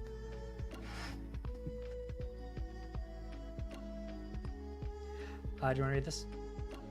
A jackdaw type induces hallucinations and spasms through their song, whispers and flesh-on-flesh cascading far beyond the range of any weapons.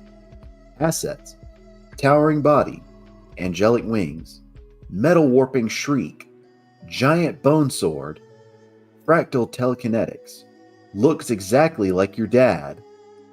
Oh god! Alright, that last one's kind of out of left field there, but alright. Whatever do you mean? The jackdaw plays: drive non-pilots within your range into weeping catatonia.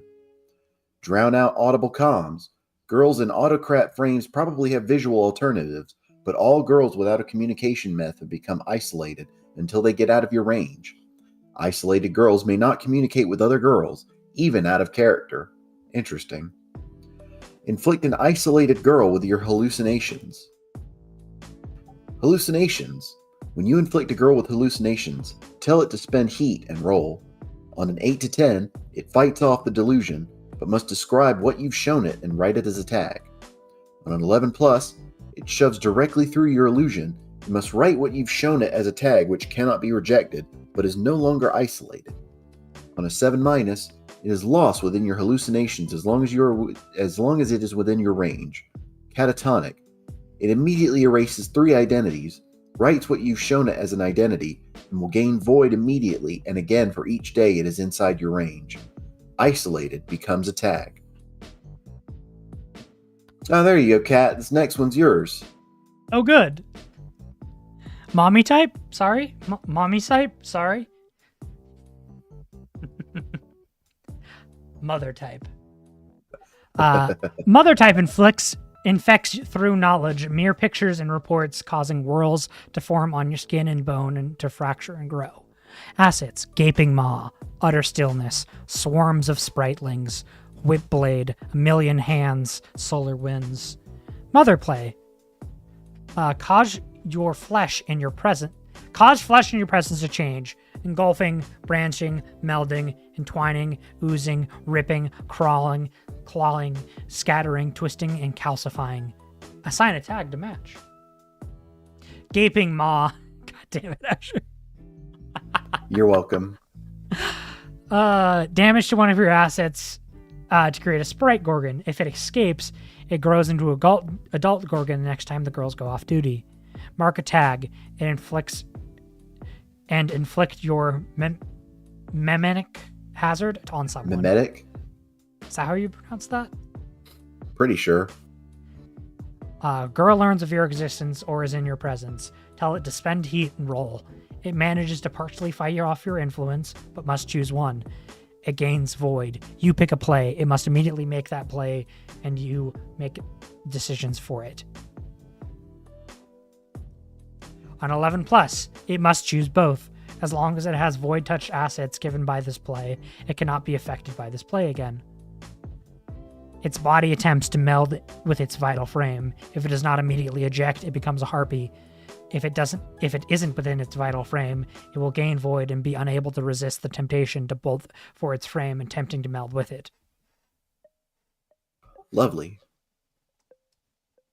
Sentinel type. A sentinel type fouls the air, the ground, and any humans unlucky enough to be caught within its corrupting influence.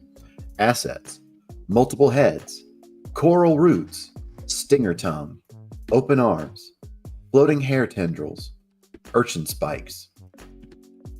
Sentinel plays: cause the square you're in to become corrupted, foul their footing with corrupted terrain, or withdraw into your shell.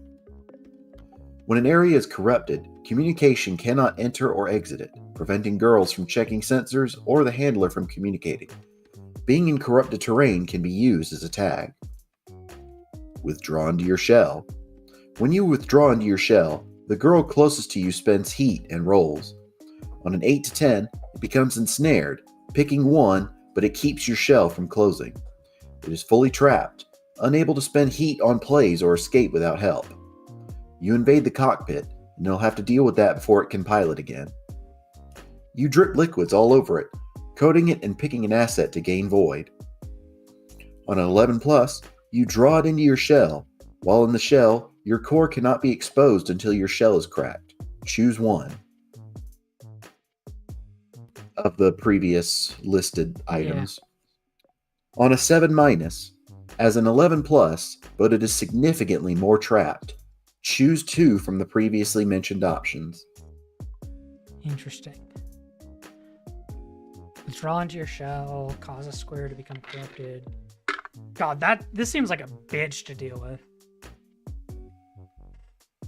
That's very fun. Delightful. Also, something I forgot to mention: the mother type, your spritelings just turn into full gorgons. That's also terrifying. All right, Leviathan type. A Leviathan type creates an obsession, drifting along and compelling humans to chase. They're monsterly vast, so many times larger than the largest of your frames. Haunting whale, skyscraper phalangia. Flagella? Phalangia? I don't know. Truly Flagella. Massive. Flagella? Truly massive. Sure. Hurricane winds, giant maw, and thick hide. Leviathan plays: protect its core with multiple layers of flesh. I don't know what that ooh, or is that do, or we got a gaping maw and we got a giant maw. Or is that just an emoji meant to be 2 eyes? I'm not sure. Each of which counts as an asset that must be pierced through before it can be exposed. Give someone the tag obsessed. Mark obsessed in order to make someone to succumb to obsession. When someone succumbs to obsession, tell them to roll plus the number of tags they have. On an 8 to 10, they gain obsessed identity, which cannot be removed or replaced until you die. They can only gain heat through using this identity. On 11 plus, as an 8 to 10, but they replace it with all 4 of their identities with 4 obsessed identities. Oh, that's bad. Oh, that's bad. That's bad. Yeah. Skyscraper fellatio. Yeah, exactly. They follow the trail of your influence and are right on top of you. Ask them how they play it now. Interesting. Now we're to harpies.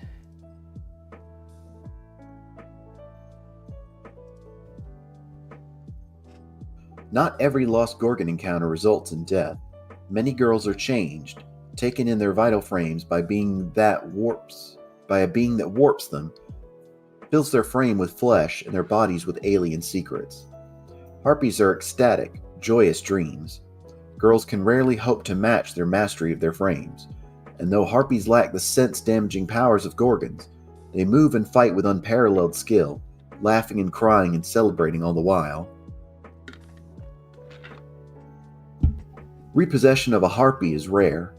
First, the frame must be beaten without the girl's death, a difficult task, as she serves the place of a core. Then she must be subdued and transported.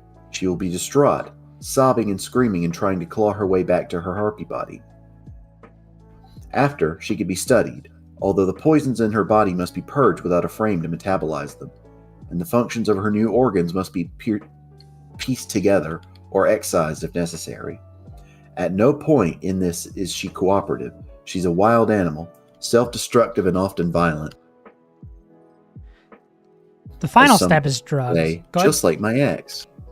God, yeah, mood.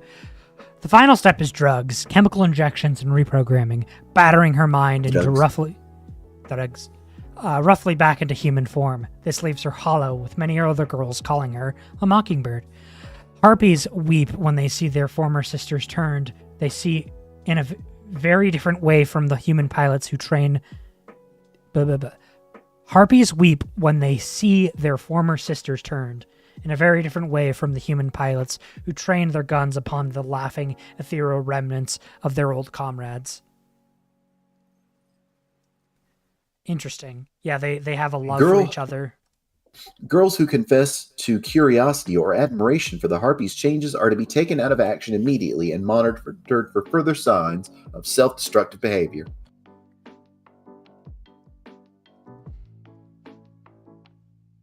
Harpy. Do not engage unless absolutely necessary. Monitor girls for any signs of void touch. Note, a harpy uses this playbook as a combined girl plus frame playbook. This playbook is for the handler's convenience only, and girls are not allowed to look at it or consider it. Harpy assets. Pick 3 assets and detail them, or use the void-altered girl assets. Too beautiful for words. Know all their tricks. Inescapable voice. Writhing muscles. Tentacles. Extrasensory organs. Vision projection. Keratin-reinforced internals. Prehensile nerves. What does that even mean? Like nerves outside of your body? But when you said keratin-reinforced internals, all my brain heard was keratin-reinforced naturals. Yeah, exactly. What is I know that prehensile refers to tail. Available to seize, grab, or hold, especially wrapping around an object. Oh God, that's a horrifying concept. Your nerves are able to seize, grasp, or hold. It's like I can't even comprehend what that would look like, and I don't think I want to now. That's some horror. I am protected by my own ignorance. Oh, that's horrifying. I love that.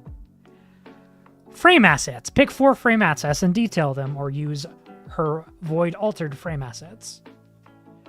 Bone steel blade, Ichor gun, psychic missiles, regenerating flesh, ancestor brain, nanomechanical, skim fins?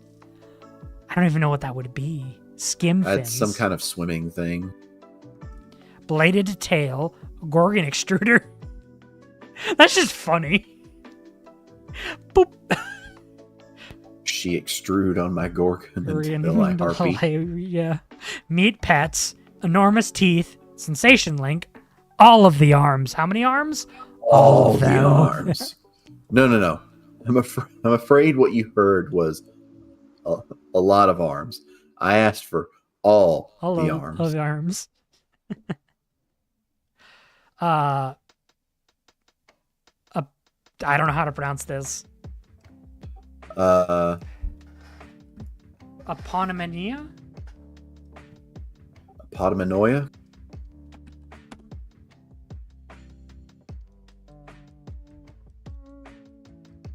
Apodomanoia? I don't know.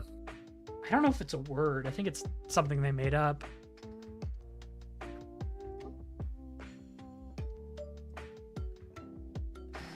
So there's I'm not getting any metanoia, results.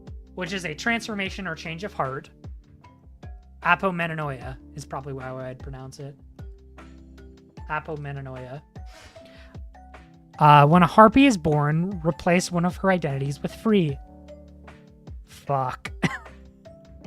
That's good. That's really good. She is beyond status and uses harpy plays instead of girl plays and frame plays. The first stage is refinement of 2 into 1. She will make her way to her frame, embracing and becoming embraced by it. Once she makes her way within, she swaps with the harpy playbook and proceeds to the second stage.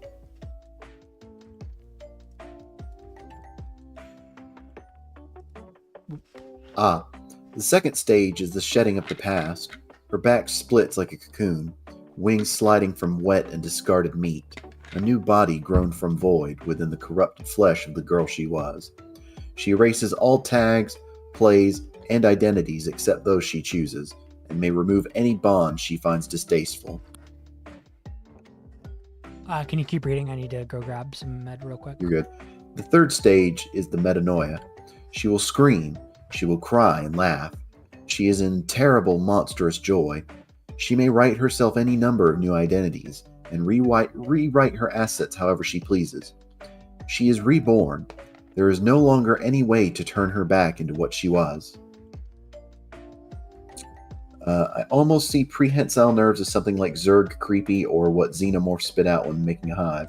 It's like writhing flesh that can crawl along the walls while still having connection to the main body, allowing them to feel movement. Awful. So like a spider feeling the vibrations on its web, but much, much worse. Understandable. Have a nice day. Okay, so she will scream and cry. She's terrible, monstrous joy. She's okay. I almost see prehensile nerves as something like a Zerg or creepy. Zerg creepy or what? Xenomorphs Yeah, I just read that out. Okay. Yeah, that's horrifying. Come to me now, once again. When you pull a girl with you into void space, she is lost to the foundation. Choose as you please, in any order, as many times as you like, or allowing her to pick for you. Each of the chosen causes her to gain void. Infect her with fractal patterns and rewire her brain for infinity. Sink your fangs into her neck and flush her body with blissful venom. Whisper into her ear the name of every girl you have ever lost. Lull her to sleep with a quiet and gentle lullaby. Show her a quartet of dying stars. Strip her of her pilot suit and tear out her link. Let her rip into you with all the fury and anger she can muster, soaking her with your blood. Push your hands into her flesh and rearrange it into a more comfortable form. Purge the filtered frame blood from her body and replace it with your own cocktail. Put her head between her legs and feel her on your own lips. Put your head between her legs. That's incredibly gay. Put your head between her legs and feel her on your own lips. Pin her down and make her recite every misdeed she's ever known. I was about to say, Kat, yeah, you really wanted to read that one multiple times, huh? You good there, girl? I might have been a little flustered reading it, you know? I noticed. For a second, I thought they meant, like, taking your head and making yourself give yourself fellatio, and that's where it was getting me confused. But now I understand. It's just gay sex. Kat may have short-circuited for a bit there trying to read that line. Yeah, exactly. Delightful. Embrace her, and you do not need to let go until she forgets who until she forgets you were ever two. Oof. Expose her nerves to song more perfect than a human throat could ever make. Feed her one of your memories and beg her to recite it back to you. Teach her the secrets of opening portals into void space. Wrap her safe in your wings and let her walk over the craters of the dark moons. Put your tongue in her mouth and make her choke on it. Tell her you love her over and over and over and over and over again.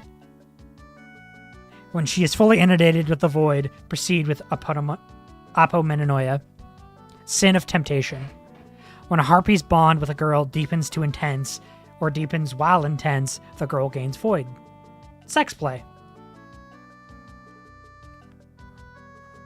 When you have sex with someone, you transform them. If you have an intense bond with them, they may make a play to escape. If they don't manage to, they proceed to apomenanoia. If they no bond or a personal bond, they'll deepen it. And if they fail to escape, they will gain void. I feel like that's a typo there. Yeah, if they have no bond.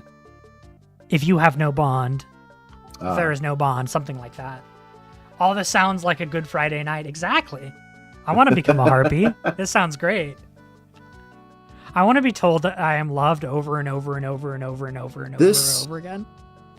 This TTRPG feels like it's either pandering to people who enjoy toxic relationships in the way that Dove does, or people who enjoy incredibly toxic Yuri and Snuff. Yeah, those are the same thing. So people who were fans of Evangelion and Madoka Magica and couldn't get enough of it. Yeah, that sounds about right. They wanted there to be people who were fans of Madoka Magica and Evangelion and wanted there to be more problematic gay sex. Yeah, people who thought it didn't go far enough. Exactly. Harpy plays. Harpies use the basic girl and frame plays with the following adjustments. Identities. Start with whatever identities you had as a girl, plus free as an additional identity. Note, you could also take dangerous, laughing, and living dream. Keep your head. Replace you are sexy enough with you are beautiful enough. Receive orders. Disobey orders. You do not need to make these plays. Go off duty. Rather than setting scenes, you hide in void space. Adjust your identities however you like, and undamage all assets. Check sensors. Rather than rolling this play, you may ask any questions you like whenever you want, all of which must be answered honestly. Engage the enemy and all-out assault. You may pick an extra option from Engage the Enemy for either of these plays. Bonds. Harpies either have no bond, a personal bond, or an intense bond. She begins with no bond, unless she used to be a PC girl, in which case she begins with that girl's bonds. Damn, Xbox girls and PlayStation girls don't get extra bonds. Tragic. This is why the PC Master Race exists. I went in a completely different direction with that. I was like, dang, she's PC. I wish she were woke. Oh, God. Yeah, what do the woke girls get? This is fucked up. Also, welcome in, Katie. Hi, yes, that's you. Are you talking about wanting to be a harpy or wanting to spend a night with a harpy? Because yeah, shame. Same. Yeah. Harpy defeat play. When you're defeated in battle, roll +4, and if you have an intense bond with a girl on the scene, or +2 otherwise. Very good. On an 8 to 10, you make your escape, choose one for below. Hi, welcome in. You're in the right place.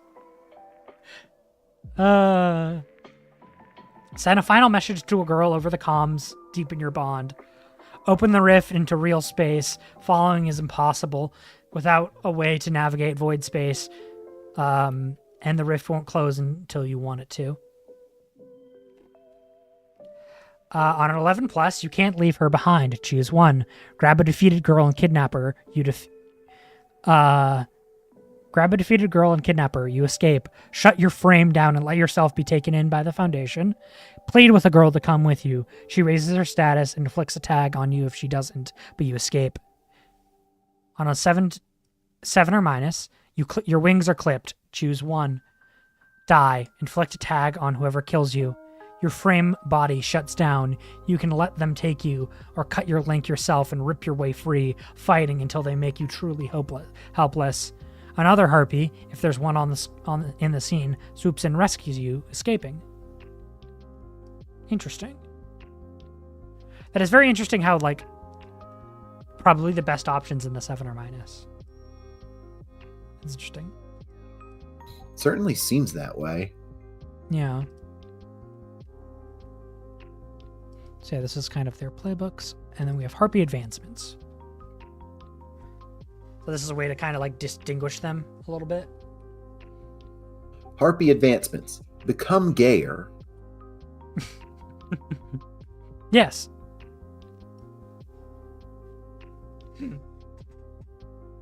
Human mask. Infiltrate the cadre, folding your wings away and pretending to be human. Swap using normal girl plays with the following adjustments. When you keep your head, you may also choose I seem perfectly human. When you receive orders and choose to follow them, you must pick follow the order while giggling quietly. That's adorable.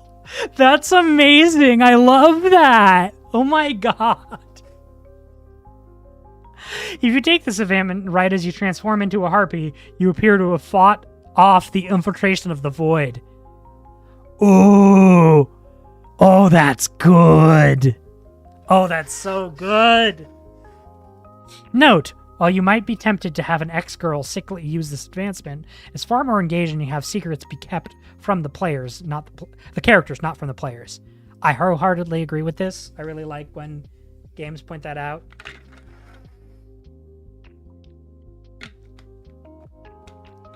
Secrets are best.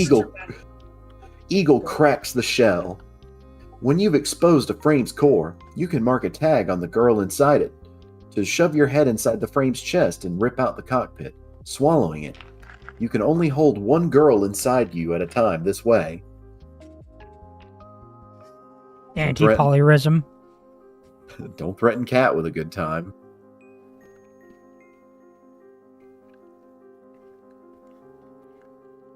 Sparrows led you over the Black Earth. When you keep your head or engage the enemy, you may always pick one of the following in addition to your other choices. I'm a shadow in the corner of their eye. They feel my hands around their neck and my teeth on their ear. Their mind is a haze as my voice worms its way into their brain. Or, I can capture their eyes in mine. I could hold more girls inside of me. Exactly. Everyone has at least 2 holes that they could hold a girl inside. I'm just saying. You can't hold one inside your heart as well?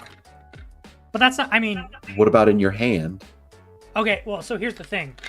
I was What about to about say, your mind's eye? Swear to God, Asher. You're good. Sorry, continue. I was about to say, yeah, but your heart isn't like a hole or a cavity, but according to this game, it absolutely could be. I was about to say, if you asked like a lot of queer girls, I'm pretty sure they'd say their heart is a hole or at least a cavity. Yeah. I'm talking in a more literal sense of like the body horror or the gore of it all. Oh, I'm talking in a more comedically abstract, genie being very picky about your language kind of way. This is true. This is true. But yes, I agree. I could hold more girls inside me than just one. This is anti-polyamory.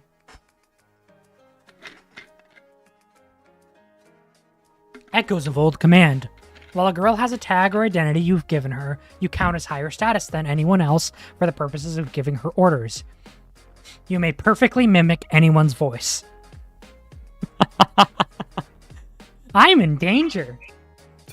I'm going to be honest. While I was making the joke about, it's like, can't you hold a girl in your heart? What about your hand? What about your mind's eye? All I could think of was that fucking redubbed Gundam video of like, at the end of the day, Love can be neither gay nor straight. And all of the fucking nonsense that came after it, that's all I could think of. Yeah. No, that's fair. Is it gay to hold a man in my heart until the end of time? Same vibe. Yeah, why would that be gay? Look, Look, I'm just saying. I don't know where I was going with this. I was trying to make a... Actually, having sex with a man is the most heterosexual thing you can do. And I don't know where I was going with this. Nothing can ever be as important as us. Well, you have a girl you have an intense bond with alone, with no one coming to help. With no help coming, you may take her girl sheet. You have 1 minute to make any adjustments you like. You are not limited by the bounds of game rules while adjusting the sheet, nor what tools you have to alter it. That's amazing. Holy fuck. I can't tell. Yeah. I can't tell if that's more. I can't tell if that leans further into gaslighting or more into just reality manipulation. Yes. Yes.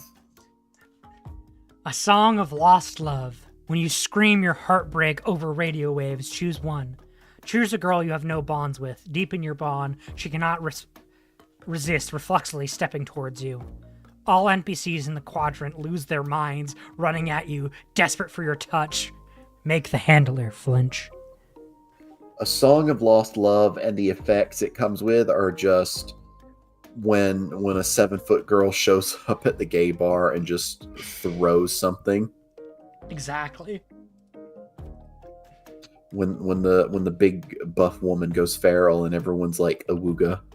Awooga, awooga. Oh, that's amazing. Visions of Infinity. When you touch someone's brain, spend heat and roll. On an 8 to 10, you put your fingers through their skull and gently guide their brain into a more pleasant shape. Choose up to 4. You may pick the same option multiple times. Give them a new identity. Turn an identity into a tag. Pluck out a memory. Adjust or remove one of their bonds. Choose a play. Remove their ability to make it until the Foundation reconditions them. On an 11 plus, you're moving too quickly and mess with more than you meant to. Choose 8. On a 7 minus, you give all of yourself. Replace its identities with yours. Expose your core. Look, sometimes you're just messing around with the brain a little too much, you know? It's that fucking meme from Tumblr of like stirs your brain like a coffee and someone's like the lobotomy was a success. Exactly. Kiss me, darling. Kissing counts as sex for you. When you make a play against a girl while you're out of your frame, if you're taking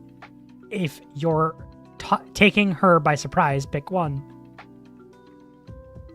Steal a kiss from her. Linger close enough that she can feel your breath. She can feel your breath on her lips. Kissing counts as sex for you. Yeah, as opposed to some of you touch-starved lesbians, it would. Dude. Oh, God, this reminds me of a story. I was a senior in high school, but I was working at a job where basically no other teenagers lived or worked. Because, long story short, I Nepo babied into this customer service job. Weird thing to Nepo baby into, but I did.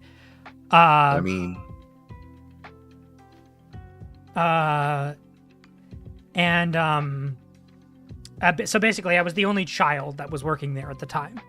And I was talking with one of my coworkers, and for some reason, because, it's customer service, it's like not low skill, but they're like low minimum wage jobs. You'll always start talking about weird, fucked up shit when you get closer to people.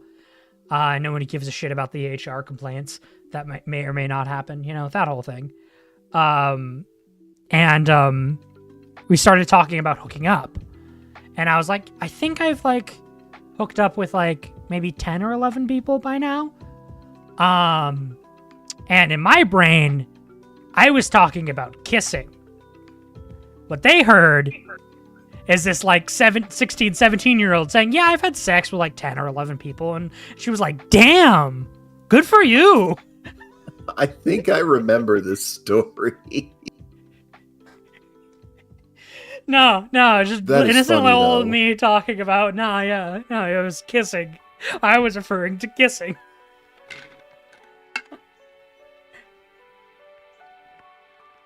It's very funny. One this person's reminds me like of that. talking about third base, and the and the other person just like, ah, yes, third base, kissing. Yes. Only she matters. When you decide you want to kill an NPC, it happens. You will get to them, and they will die painfully by your hands. Whenever you kill someone, gain 1 or 2 heat. My favorite, Manny.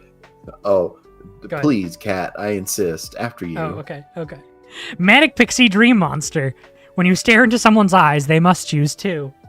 Unthinkingly take your hands.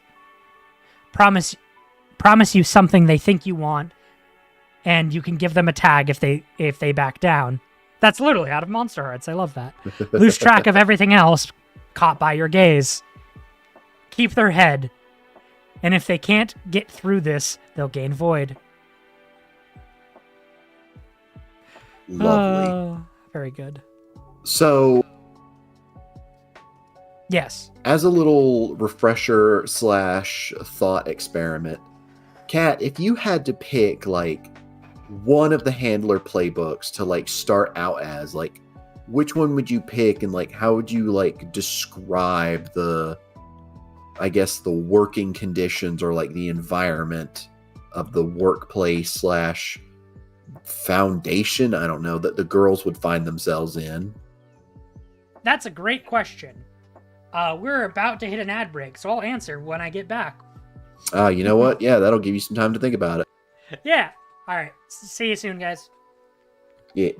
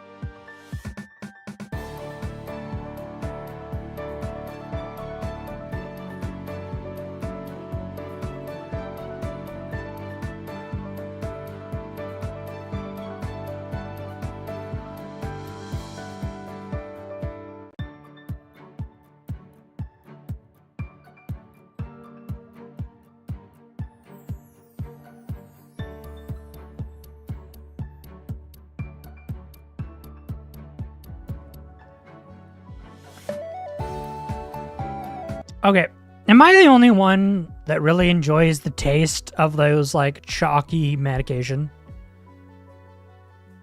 Those like chalky chewable medications. I always think those taste good. I don't know why. I don't enjoy them myself, but I think they taste good. Sorry, I was getting a little bit of heartburn too, so that was a perfect timing.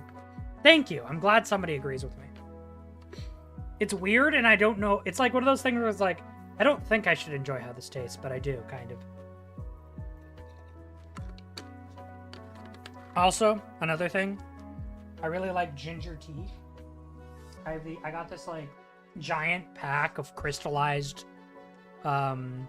ginger tea that also has like sugar crystals in it, so it tastes like something.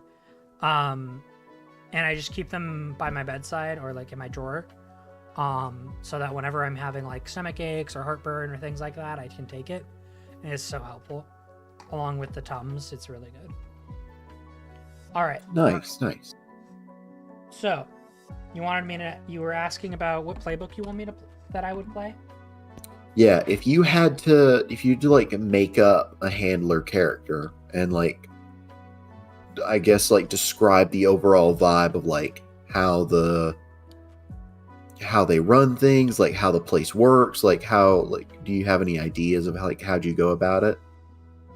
So, I think the ones that I'm immediately drawn to are Mistress, obviously, Of course. or Advocate. I really like those. I think the concepts of like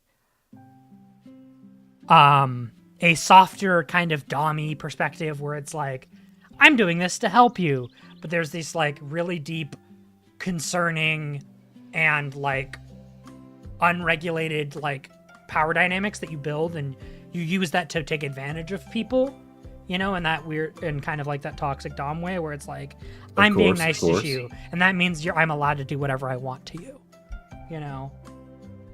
Things could be so much worse, you know. You should be thankful that I'm the one that's your handler, you know. You should be thankful that I'm the one that's allowed that, you know, and that's why you need to do this for me. You know, that subtle manipulation is far more interesting than me than like a military kind of like dictator kind of thing, like a dog runner, yeah, or like or like a trainer kind of thing, where it's like things like that, where it's like, no, I'm a person. I run you you ragged, and you're gonna follow my orders, and I'm gonna be a drill instructor. You know, like, it's like, oh, it could be much worse. Like, you really should be grateful. Mm-hmm. That kind of nonsense. That's kind of what I want to do. Though almost immediately, I would definitely be wanting to look for an angle to turn that character into Frantic, because I think Frantic's my favorite. But the ability to start as something else and then divulge into that is really cool. I feel like that would work pretty well for your character if you like started as one of those, and then like you if things go well and you like get a lot of the things you want, and like the girls are listening to you, that really sets that kind of character up to be like a just kind of big ego, like arrogant, and then as things start to come crashing down, they just turn into the Frantic playbook. Mm-hmm. Yeah, it would depend on how the story develops. It would depend on a lot of things, but I would. It's always those damn dice, huh? Yeah, but knowing us and our plays like that, it would definitely very quickly divulge into something eventually. Oh yeah.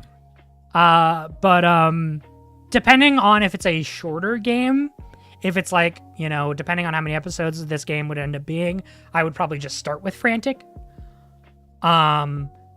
But if I was planning for a longer series game, I would want to do Mistress or Advocate, probably. Your character just starts as the Frantic, and something starts going bad in the mission, and you're just like, all right, kitten, mommy needs you to lock the fuck in. Yeah. Amazing. Truly unhinged thing to say at work. What was the other part of the question? Just what playbook I would want to be? Was there another one? Yeah, just mostly like if you started as the handler, or like we made it so that like the handler was just the role that you played throughout the whole thing, instead of us like swapping, because it's basically just like swapping DMs essentially is what it feels like. There are ways definitely to do that, but the game doesn't necessarily require it. You don't have to go down those paths, but yeah, there are ways to like swap GMs depending on what happens. It reminds me of the you only, I forget where it was, but I think it was in one of the stress play, or one of the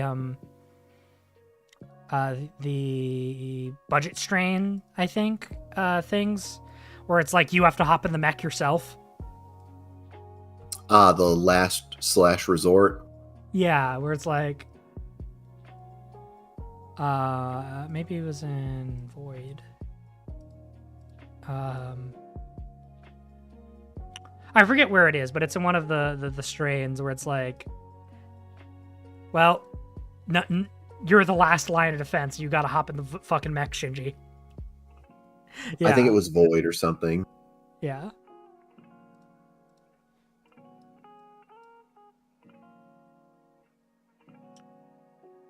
Anyway, wherever it was, I really liked it, and then that turns you into a girl, and you have to swap and things.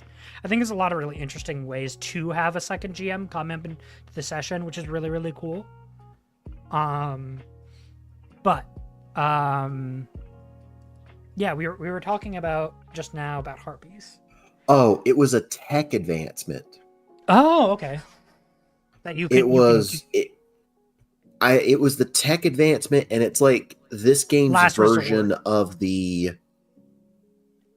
oh god, what was it? It's like this game's version of the Girl by Moonlight's time traveler playbook's ability, where it's like, hey, if everything is fucked and your whole party is gonna wipe, you could just fuck off to a different timeline. Yeah. But not quite.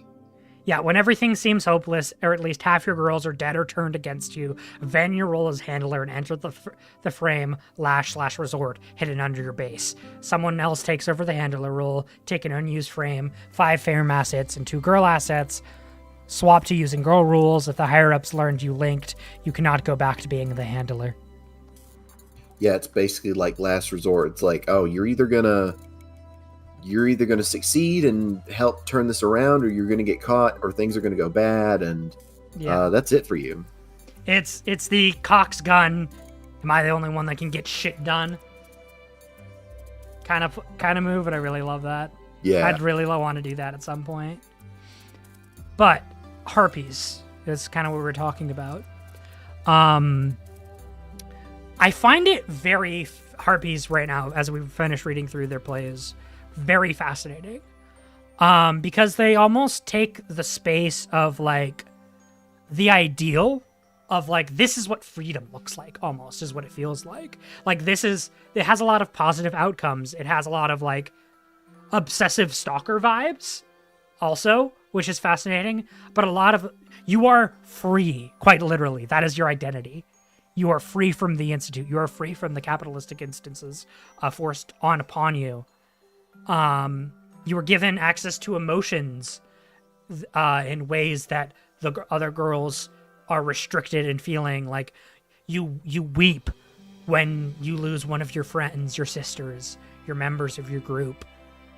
You're allowed that emotion, whereas anyone another thing is forced to kill it. You know, if one of your girls is lost to the other side, your only option is to kill it. You cannot feel for her.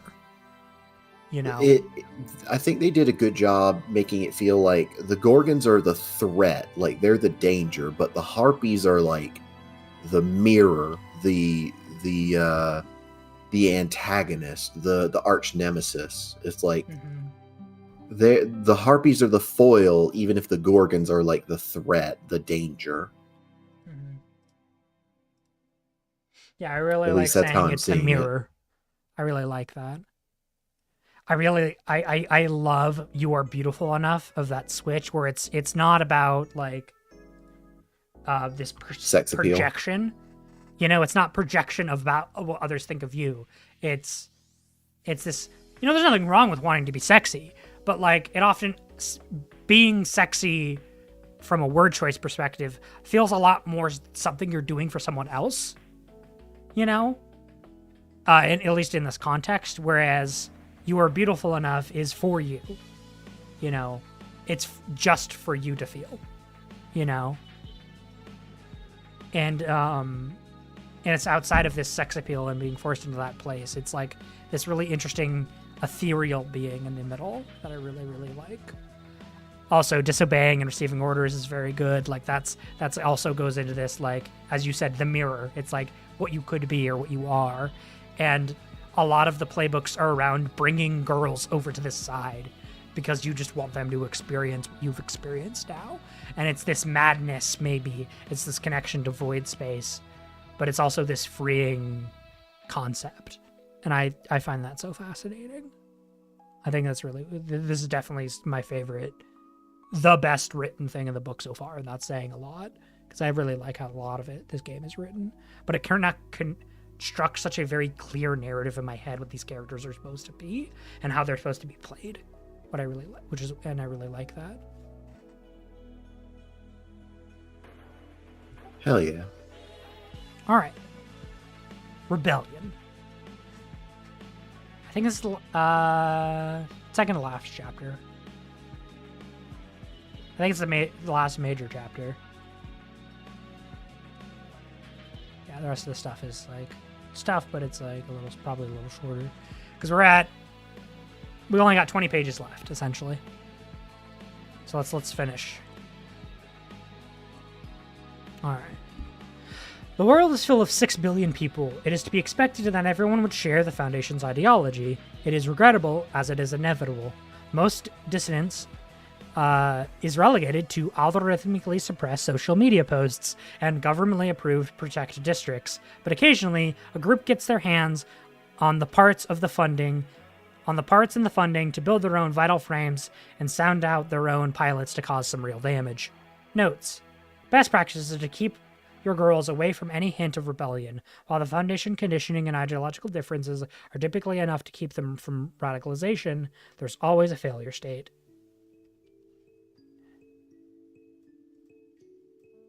Mothers of Eden. Alright, and this is talking about some like lore stuff. That's cool. Mother of Eden, a group originally rising out of protests against experiments with Gorgon DNA and human tissue. Harpies are kind of reminds me of the Warhammer thing where the chaos is the enemy, but chaos can also seem like freedom and have real life and having a real life outside of the oppressive force. I'm not a big Warhammer fan, but I that makes a lot of sense.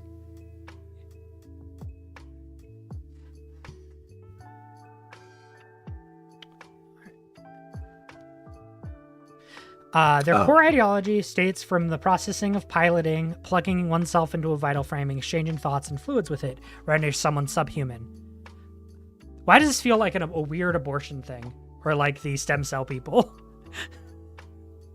Where the Foundation only legally does not recognize the pilot humanity, in fact, it restores it post-retirement. Mothers even believe that all pilots, current or retired, are soulless Gorgon spawn infiltrating the human society. They are primarily known for inciting violence against ex-pilots, mockingbirds in particular. Despite their hatred of vital frames, they do keep the occasional prisoner pilots, typically kidnapping victims or retired girls, kept drugged and surgically modified to be harnessed outside of their frames, who they use to combat the Foundation. Loving all of this. Well, welcome in, Fextel. I'm glad you're enjoying. I've been enjoying reading this a lot. Do you want to read this? The Gordon Pauls, a Gorgon idolizing libertarian cult who believe their trillionaire leader, Gordon Paul, to be a living god who can communicate with the Gorgons. They have established a several hundred-person cult around him and his angels, women, sometimes willing, sometimes not, who are his pet pilots that he uses to defend himself against assassination and the Foundation's enforcement. The Gordon Pauls make internet entertainment from a floating and armed influencer city in the Atlantic Ocean, focused on spreading their philosophies in a digestible way. They regularly get in legal trouble from coastal authorities for various kidnappings, tax evasion, and other assorted crimes, but pay the fines with Gordon Paul's vast wealth, or let someone take the fall. We gotta love I can't the imagine barely at all illegal. what this might be in reference to. Yeah, we gotta love the legally distinct, totally not talking about a real person. It's fiction, and so any Totally fiction. it's totally fiction, and any resemblance to real life characters is a pure coincidence. That line. A libertarian cult is absolutely hilarious. Yeah, no. Yeah. The Peace League, an almost entirely online group, occasionally doxes Foundation leadership or organizes disruptive protests, but their typical activity is arguing with each other on social media. They have yet to field a pilot who doesn't immediately defect when offered a reward sum and a stipend, and so are considered a group of interest rather than a specific threat. It's 4chan, everybody. Oh, I was thinking this is just leftist social groups. Except they sell out. Also, 4chan makes a lot of sense here. The Sun's Fury. This is where the War Boys come from. A group of disillusioned veterans who used to sabotage the Foundation's connections to organize a tight-knit group of lone wolves who manipulate the weak-willed members of their chat groups to steal frames, harass celebrities, and go on poorly planned violent rampages. This is 4chan. Shit, you right. Unlike other rebel factions, they attempt to have men pilot their frames due to a lack of belief in women's ability to pilot, varying to varying degrees of success. Those who prove themselves capable are simultaneously lauded and viewed with suspicion, with conspiratorial members believing them to be the Foundation plants or secret girls. Oh, that's such a good Catch-22. Oh, I love that. Abyss Chasers. Also found on 4chan. Chasers, also found on 4chan. A mysteriously well-funded organization who illegally hunt for rifts in real space, seeking to harness void power and overthrow the Foundation. They use secret tech to kidnap and imprison harpies in quarantine zones, venerating their prisoners as divinely sent goddesses, and shunning Foundation pilots as lesser imitations. Their leader is a nameless ex-pilot who keeps a set of surgically restrained harpies as pets and toys, calling them its muses. The pilots it connects to its side expose themselves to kidnap harpies and mockingbirds to microdose void energies, attempting to leech their connections to their frames and become superior pilots. Lovely. All of these people sound so well adjusted. Yeah. The Sun's Fury are constantly transvesting each other is very funny. It's incredibly funny. It's incredibly good. NPCs. NPCs are non-player characters or is a character or anyone in a story who is not a girl, not a Gorgon, and not the handler. So all boys are non-player characters. Sorry, correct. Boys.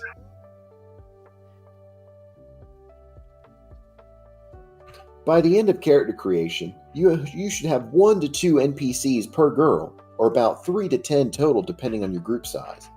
The handler can create more with Introduce the Support handler play. NPC principles. NPCs in Girlframe use the following principles. NPCs are free for everyone. NPCs are stolen cars. And NPCs are people. Why does this sound like a multiple choice question on a human rights exam? It's like, are NPCs A, free, B, stolen cars, or C, people? You'll never know. Oh my god. Or D, none of the above. C, what the Federation does not want you to know is that NPCs are just free. You can, in fact, take them. Yeah. I, myself, have 3 to 10 NPCs. in my basement at all times. Stolen cars. Yes. Stolen car. Anyone can play an NPC. Typically, it should be the job of anyone whose PC's handler or girl isn't in the current scene. If everyone is in the scene, and NPCs can be ambiguously floating in the background or played by whoever feels like they can handle an extra character for a little bit. To play an NPC, you participate in the conversation as normal, but your plays are a lot simpler, defined to you by your NPC job. They're not there to take much of the spotlight like the PC plays, although you can certainly take the spotlight with them sometimes, and they are instead more of a set of guidelines to be used while playing. Since anyone can play an NPC, it's easier for their player to swap around a lot. Try not to get too attached to a specific NPC, because NPCs are stolen cars. Drive them hard, drive them fast, leave them burning on the side of the road when they crash. Hey, NPCs are squishy. Girls and handlers can kill them extremely easily. Tags can completely alter their behavior, and they're used to support the protagonists.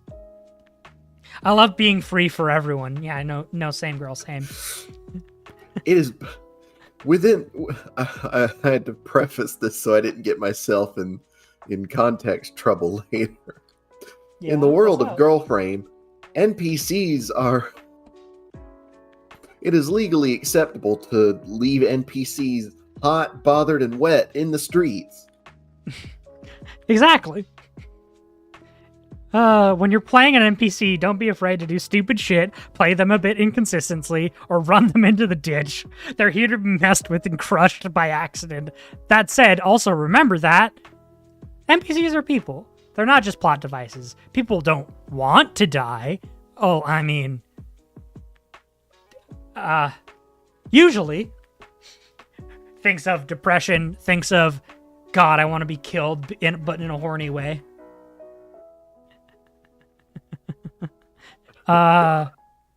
People want to keep their jobs. People like to go home and watch bad sitcoms on the couch. People like to be told what they're doing is the right thing. Play them like they want all of these things, and they'll manage to be somewhat believable. But still, when it comes to time to let them go, let them die.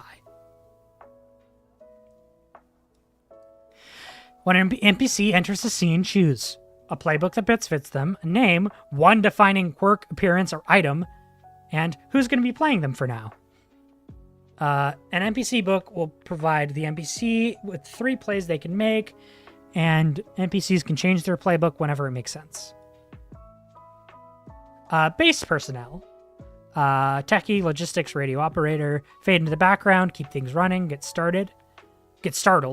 That's very fun. Civilian, random person, janitor, cook, avoid eye contact, leave the room, and freak the fuck out. Creep, incel, mockingbird fetishist, porn addict, make a lewd comment, take advantage of a girl, make a plausible excuse. Oh, good. That is definitely a type of NPC. Yep. Director, handler of handlers, council member, foundation founder. Force the handler to use girl rules, temporarily taking the handler role. Threaten something fundamental. Pass the blame. Doctor. Oh, sorry, go for it. Oh, good. Doctor, surgeon, field officer, nurse. Subject a girl to humiliating procedure, patch someone up, record something on your notepad. That's very, very, very good. What's interesting about director is quite literally they can be killed at basically any moment. You know, like they're very easy to kill. They left out one of the plays for Doctor. What is that? They left out the play set budget status to red or high. Very good. Ex-pilot, lobotomite, retiree, promoted. Go along with it. Flinch. Give tired advice. Family. Family. Mom, brother, old best friend. Make an impossible demand. Focus on the wrong issues. Point out how they've changed and inflict a tag if the discrepancy isn't corrected. Yep, that checks out. 100%. You've changed. They got him. They got it 3 for 3 there. Yep. Fan. Prince's #1 viewer. Fanfic writer. Himajoshi. What is that again? I'm usually good on these.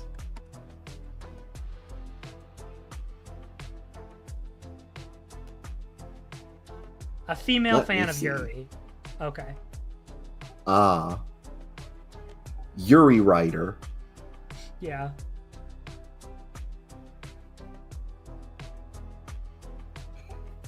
Fan. Prince's #1 viewer. Fanfic writer. Himajoshi.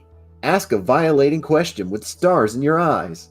Steal something personal. Or show up somewhere you really, really shouldn't be. Guard.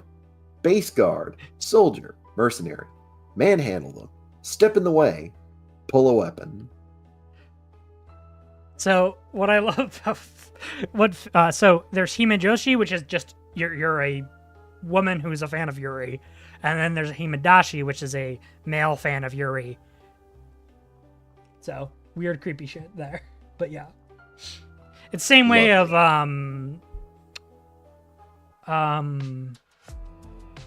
Fujoshi, or I guess Fujodashi would probably be the male version of that, I guess.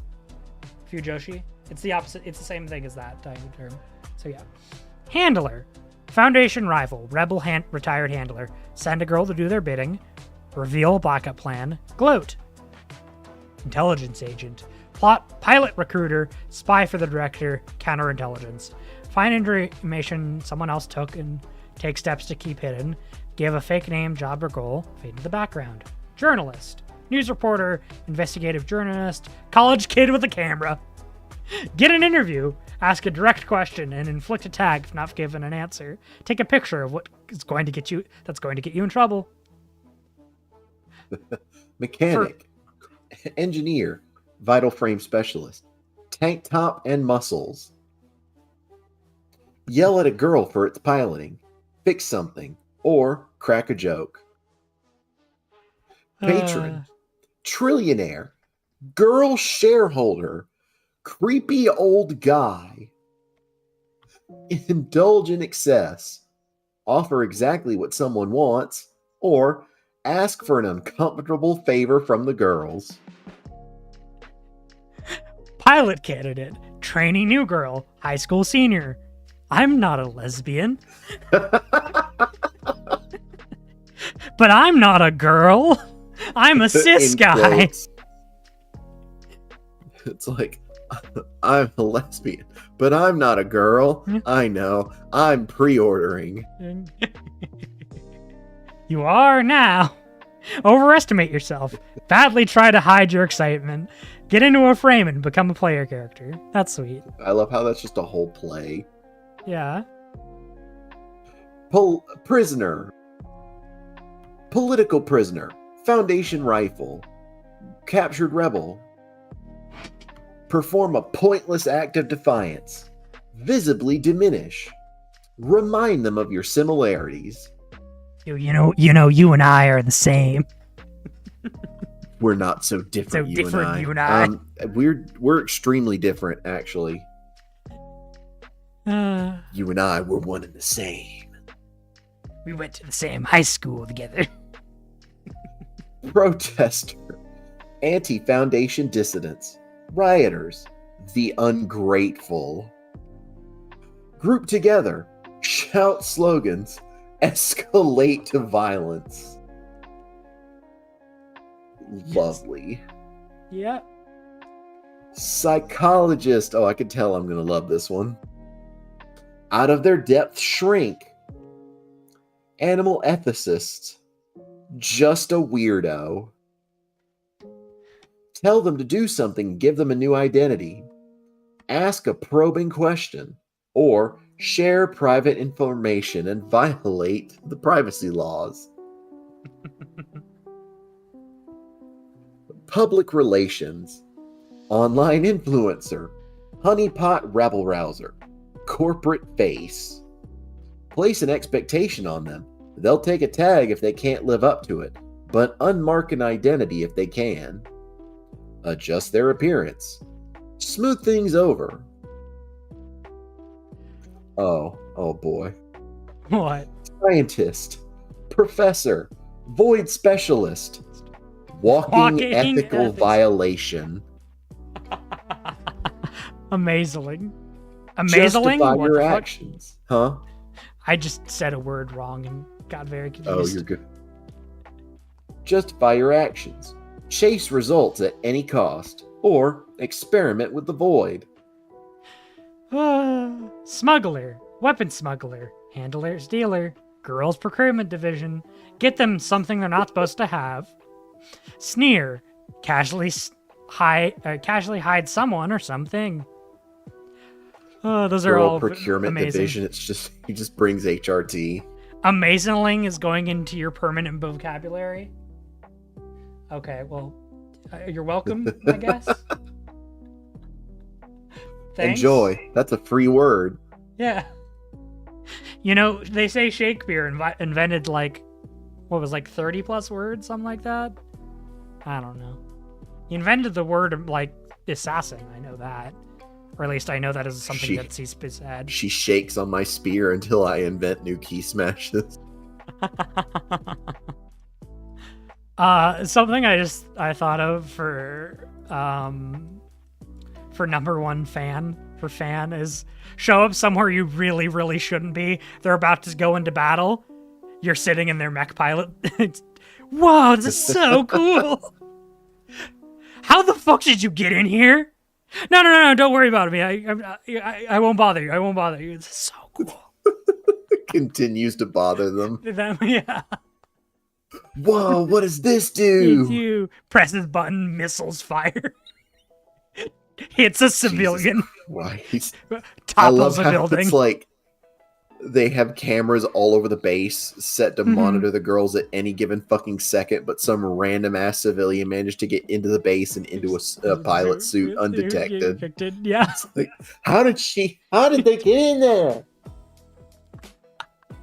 Play advice. What's this button do? Before running the first session, you'll want to have picked a mission type. Optional. To have rolled strain to have a bit of extra time to prepare. Typically, the easiest way to do the first session is to finish up any little bits left over from character creation, and then ask questions about the world, NPCs, and relationships until all players feel they're ready to start.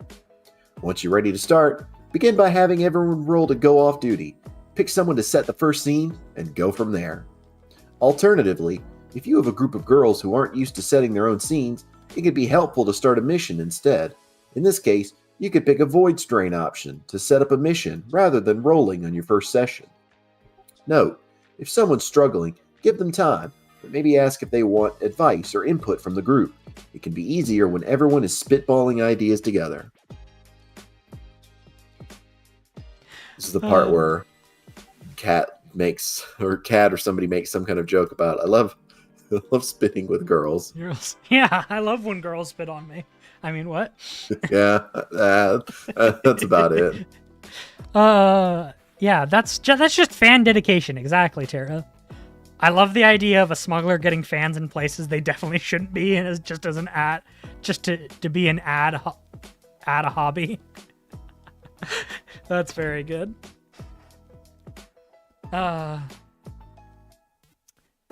During the first session, everyone's asking lots of questions to figure out the dynamics of the world and the relations between the characters, and looking for opportunities to remind other players of their plays as a hobby. Yeah. Note, patience and willingness to mess up is important. Don't be afraid to rewind, retcon, or step out of your character for discussions. Nothing has to be perfect. You're playing pretend. Yes, so important. It doesn't fucking matter. So true, bestie. Like, let yourself have the grace and opportunity. You are not on Critical Role, and even Critical Role does this. They give themselves time to rewind, step out, retcon, call for time. They have whole support staffs for this, to do this, and they still do it. I love that meme of, I don't know where it's from, but for some reason my brain wants to say it's from Jurassic Park or something. The meme where the guy goes, "Hey everybody, this dude made a mistake," and nothing happens, and he's like, "See, nobody cares." That's a big movie. Same vibes. It's this. It's like, oh boy, the streamer / player made a mistake, and it's like, all right. It's like, see, they don't care. Enjoy your game. Yeah. I really love how how much this game really jumped back and forth between hilarious and really fucked up. Oh, absolutely. There are times when I can barely contain my laughter, and there are times where I want to be fucking sick. Yeah. Sometimes in the same sentence. Yes. At the start of off-duty, have everyone roll go off-duty or void observation of the requirements for that play have been triggered. Roll on your strain tables and check if they change severity. At the end of off-duty, trigger an off-duty. Trigger the end of off. At the end of off-duty, trigger the end of the go off-duty play. At the end of the mission, everyone gets a permission, and Ace gets an extra permission. At the end of the session, mark a handler advancement trigger.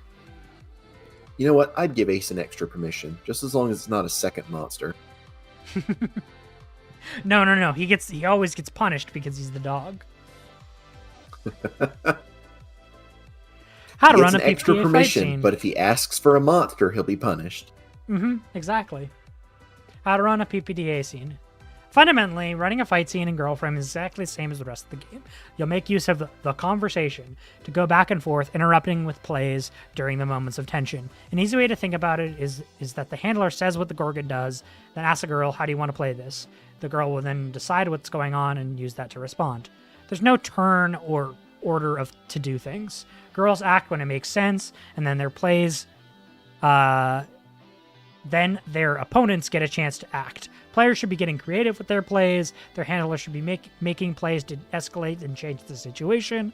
Think of it like a movie. We're cutting the good moments of the action as they come up. Note. Usually girls make use of the strap to go back and forth. This is true. While there's no specific turn order, the other people at the table might start to get bored or feel left out if someone has the spotlight for too long. Most of the time, after someone's made 2 rules, it's usually good to go, okay, let's see what X is doing now. Mechanically, plays will usually be used in the following ways during a fight. All out assault and go for the core, used for directly killing the enemy. Check sensors and keep your head, used to throw curveballs at the cadre. If a Gordon is really, really far away or Harpy is holding a civilian hostage, a girl might need to take some plays to solve those problems before we can get close enough to stab them with a laser sword. Put someone beneath you is used to inflict tags, which can be used to influence their roles. Flirt and deep dive is used for adjusting their capabilities, unmarking identities, regrowing assets, etc. If your girls think of another way to use a play, let them try it. It's not your job to police how they use their plays, it's to provide interesting problems for them and make them to play against interesting consequences afterwards. Expanded status. This is an expanded status chart. By default, it is the correct order. The correct order of the world is the director, the head of foundation, or the director's council. Politicians, most important. Investors, the ultra-rich. Handlers, specialized base staff, such as doctors, intelligence agents, as well as officers, girls and other soldiers, all other base staff, and civilians. It's up to your discretion how status works within this hierarchy. Note, for example, whether girls can give orders to soldiers or soldiers can give orders to girls, neither may give orders to each other or some variation within that. Rebels and harpies exist outside of the status system. Characters aside from the girls may make the receive orders or disobey orders plays if the situation and mechanics call for it. Situational plays. Oh good, lobotomy. Oh, let's not skip to the good stuff now. Situational plays are a set of plays you can grant your girls access to or trigger if they come up in the conversation, but they are not required parts of the game. They're made to be used maybe once or twice per story, if that. Use them as desired. Situational plays list. Lobotomy. You give a girl experimental brain surgery. Escape. When someone decides they don't want to play anymore. Void space invasion. When your cadre traverses void space. Captured. When a girl gets captured by rebels. Time skip. When you flash forward a great amount of time. Conditioning. When you take a girl in for reconditioning. And probably shampooing. Mm-hmm. Yeah, well, sometimes, especially with curly hair, you don't necessarily want to shampoo first, but, talk to someone who knows what they're doing or know what you're doing yourself. I frequently shave my hair down. I don't know how shampoo and conditioner works. All I know is people usually tell me don't buy all-in-ones. No, please don't do that. I don't understand, but all right. It doesn't work. Like that. What else? I don't know what else to say. You want each of the specific things to do the specific things in the stages that they do things. It's like, all right. You got to do. It's the same reason the steps of a recipe are important, as opposed to throwing it all into a pot at once. There are some recipes that make fine, but a lot of the time you got to do this step, then this step, then this step to get the dish to the desired result. Add all ingredients to the bowl at once and spray with a flambe torch. See, that's still 2 steps. You can't flambe torch then all the ingredients to the bowl. Add all ingredients to an already hot pan. That's about what it is, right? Sure. Look, I love me some slop bowls. Slop bowls are great. But, I'd made myself a slop bowl for dinner, in fact. Kat, would you like lobotomy? Would you like to Sure. read the lobotomy option? I feel like you enjoy that one more than I do. Oh, you were asking me if I would want to lobotomy. Yes, the answer if I wanted to read it is Yes, a I different quit. That is why I quickly respecified. Look, I don't think it would, but sometimes I think of a lobotomy would fix me. Just like can't get any worse. I don't surely. think it would, but sometimes I think. You think, and that's the problem. That's why you need a lobotomy. Hey, kids. Hey, kids. Thanks, PTTRPG's Cat and Bo's here, advocating for lobotomies. It's what all the cool kids are doing, like the Tide Pod Challenge. You should give each other lobotomies. I can't even finish the sentence. Hey kids, new crazy trend. Give your friend a lobotomy. Hit your friend on in the eye socket with an ice pick. Oh, the lobotomy challenge. Hey guys, we're here with the lobotomy challenge. Oh, those Victorian women in asylums look so happy though. Exactly, that's what I'm saying. Literally no thoughts, head empty. My head has too much sometimes.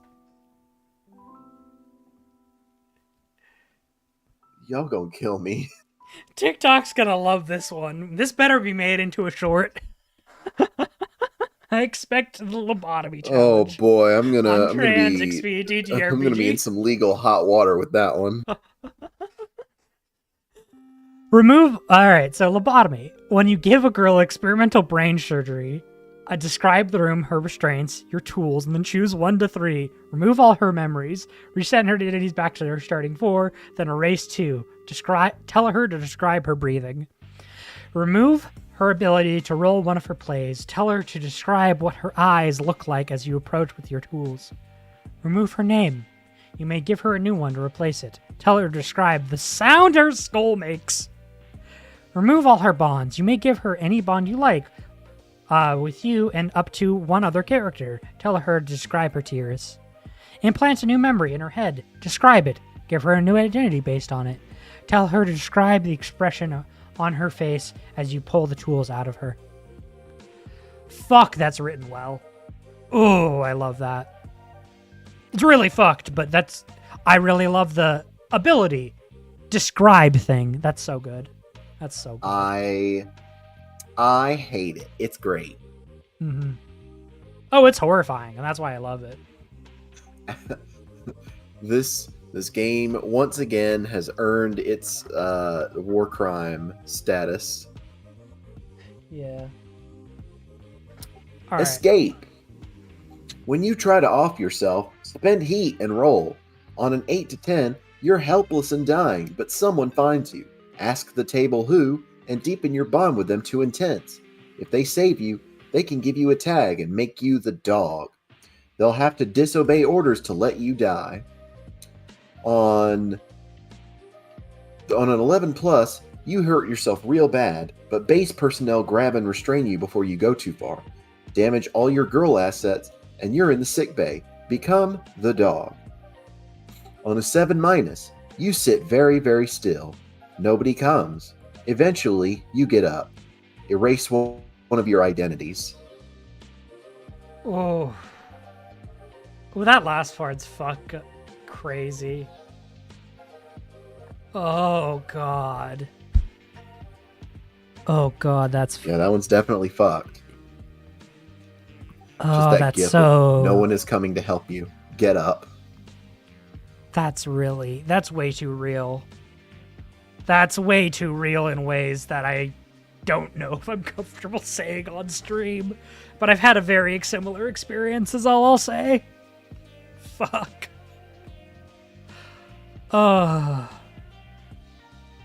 This game really bounces back and forth between, we can make fun of this and make it funny, to just sitting in fucking silence. Yeah. Void space invasion. When your cadre traverses the void space, roll plus the number of void assets your ace has. On an 8 to 10, pick one of the following they find. An asteroid or moon with vast untapped resources, an abandoned city or station out in the black, a vital frame floating in stasis, a routine to go further, something else potentially useful. On 11 plus, pick one from above and one from below if they find. A gorgon, perhaps a kind never have seen before. Damn it. I can't get the Sam Reichisms out of my head. These prompts that the players before. Isn't that right, players? And then Brennan Lee Mulligan going, I can't know if I have seen the prompts before without seeing them. It is impossible for me to know what they are before the fact that I have seen them. And then he's got a plaque for doing this 10 times, and then he did the bit again on a different episode, and he got a plaque for doing it 11 times. It was very funny. A harpy dancing through a nebula, a rebel out of their depth, and something new and unexpected. On a 7 or below, pick one, and they find. Pick one that they find from the second list. All cadre members gain void. Captured. When you've been defeated by rebels and they leave you alive, they capture you, and you're helpless while at their base. While you're captured, rather than going off duty, spend heat and roll. On an 8 to 10, you manage to keep your cool. You're no longer helpless, and set one of the following scenes. You're out in the snow, barefoot and bleeding, but escaped. There's soldiers in the woods behind you with flashlights. Say how you play this. You're in a cell, and you've got a shiv. They're coming with your meal. Say how you play this. You're in a handler or rebel's room, and they're drunk, asleep, or power mad. Say how you play this. You're beaten and bloodied, barely alive, but you've got a radio, and you know the code for the base. Ask the others how they play this. Or something else that gives you a fighting chance. On an 11 plus, you make a move and they punish you for it. The handler sets one of the following scenes, and the rebels erase one of your identities. You can't spend heat next time you make the captured play. A scene where a rebel pilot wants something from you. A scene where a rebel handler has you tied to a chair. A scene where rebel personnel have been ordered to hurt you. Or something else that leaves you physically and emotionally drained. On a 7-, they pick one of the 11+ scenes, and they'll break you during it. Replace your girl playbook with an ancillary... Ancillary. Small lobotomy there for a moment. With an ancillary rebel playbook. Rebel handler erases all your identity and gives you a new one. They're your new handler, and you're treated as an ancillary. Words? Is that it? Ancillary? Did I get that one right? Merriam-Webster says it's ancillary. But I thought it was ancillary. Or like... ancillary. Ancillary. God, I don't know why, but looking at that word is just confusing my brain. Ancillary. You're treated as an ancillary rebel girl for now. I keep wanting to say it wrong. Rebels can capture you if you roll a 7- on your defeat play or as the conversation dictates. Let's do the time warp again. When you flash forward in a great amount of time, go through these steps in order. Establish the length of time. A city has been destroyed. Place a Gorgon in its ruins. A new city has been established. Describe it. A base has been destroyed. All NPCs in it have died. Place a Gorgon in its ruins. If there is a new girl, it picks a playbook. One character has died. Just say it as a table who. Do not linger on their death. If they were a girl, introduce their replacement as a new girl. So that's what that one comedy show on fucking TBS or something, New Girl, was about. It was about being a new mech pilot. I never got that from the show. But that makes a lot of sense now. I'm sure it does. Mm-hmm. A new base has been established. Each player describes one NPC who populates it and describe how they know them. A rebel group has fallen, and a new one has risen to prominence. Establish a handler and a rebel girl. Rebel girl. Rebel girl. Each girl erases 2 of its identities and replaces them with tags or fitting alternatives. Each girl picks a requisition to have obtained, and the handler picks another advancement. Then, each player may pick one of the following. Pick a requisition, an advancement, or swap a play for an unused one. Swap one of your playlooks. Introduce an ancillary girl, and describe why it's important. Then, the handler will set a scene establishing the new circumstances. Linger on the aesthetic and theme. When everyone is first reintroduced, describe how they have irrevocably changed. Irrevocably? Yes, that's correct.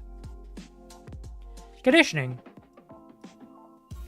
When you're taken in for reconditioning, ask who's training you. If they're an NPC, roll the +1. If it's a 6-foot-tall goth mommy, say, Mommy, sorry. Mommy, sorry. They're another girl, roll with +2. They're a handler, roll with +3. Roll an additional +1 if you have less than 4 identities. On an 8 to 10, your trainer chooses 2. They may choose each one multiple times, and you will work together to describe the scene as a conversation. Bright flashing lights and droning sounds, they replace an identity of their choice with one of their creation. Teaching you who you are, filling you up with themselves. They can give you up to 2 identities in empty spots. That's certainly phrasing. Oh, isn't it? Yeah. Footage of yourself. They make you embrace up to 2 tags, replacing identities of their choice. Simple, repetitive pain for hours. They can make you helpless with a word until you successfully disobey them. Drowning, cold, dulling sensation emptying you out. They erase 2 of your identities. Drugs and pheromones until you don't know who you are. Gain an intense bond with them and weaken your bond with everyone else they choose. Surgery and blood. They can excise one of your girl assets and give you a new one if they like. Hurt you, just for fun. They can give you a tag. On an 11 plus, as an 8 to 10, but they choose 3. Yeah, I On a also 7 really hate minus. that rating. I don't think that's clear. Huh? I hate it as an 8 to 10. I don't think that's clear. I just heard a goth mommy filling you up and then passed out. Yeah, that sounds about right. Me too. Welcome back, Jenny. Mm-hmm. On a 7 minus, as an 8 to 10, but they choose 1. After all of it, you can write yourself a new identity that you've clung to. Interesting. And after that, it's credits and patch notes. Really? I never got Neon Genesis Evangelion as a reference, as a touchstone. Who knew? Oh, really? Never would have guessed. I love how there's like 4 Gundam references in here. And just the Mechsploitation Tumblr tag specifically. Oh, that's hilarious. Oh, we got a Tumblr, the last vestige of a good social media. It really is. Of course, Monster Hearts is at the top of the list. Yeah. I have not heard of Praise the Hawthorne King. Interesting. I have only heard of Monster Hearts, Apocalypse World from this list. Some games to check out, I guess. Oh, that's nice. Bunch of playtesters. Wait, they're a lesbian? They have a girlfriend? And a fiance. I'm outraged to be blindsided by this queer media.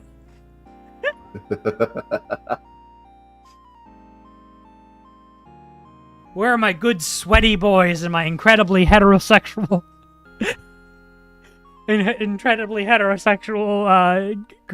mech anime about flirting with other women? I don't know why, but that just reminds me of the Davy Chappie video where he's testing out Baldur's Gate 3 and he's making a character and it's like, who do you dream of? And it cuts to a guy and it's like, Davy's gay? Same energy. It's great. Also, damn, they don't live in the U.S. What the fuck is year, month, date, day? Wait, who? I can respect day, month, year, because and that's pretty common in most places in the other world, right? Day, month, year, I think. Yeah. But year, month, day? That's crazy. That's crazy. That's unacceptable. Rolls my eyes in month, day, year. I'm not like 4 month, day, year. I think it's fine. I'm not gonna like. I'm not as like. Yes, we should use the metric system. Like I'm very pro metric system. I'm not like so anti month, day, year that like as I am against the imperial system. You respect the chaotic nature of year, month, day. Yeah, I guess so. But it just feels incorrect. I don't know. Who uses year, month, day? We should use the metric system, actually. Huh, but you use the metric system. Curious. I don't use the metric system. No, I was just thinking of the meme. Oh.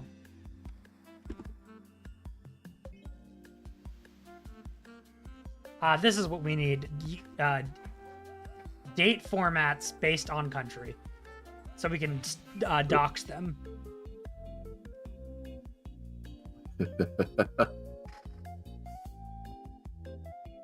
You're just in an argument with someone and it's like, oh, by the way, what day is it where you are? And it's like, oh, it's 2026, Thanks.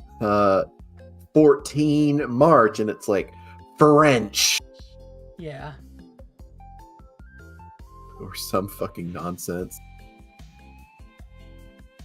So that's fascinating. So so year, month, day is apparently used by Bhutan, China, Hungary, Japan, Lithuania, Mongolia, North Korea, South Korea, and Taiwan.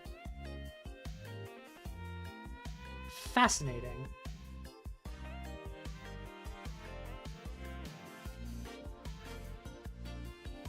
Shakes head but doesn't say anything.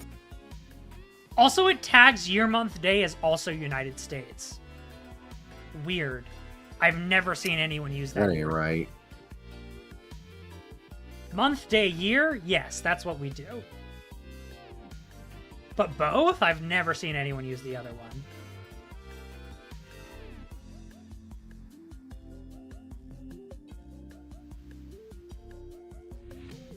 Fascinating.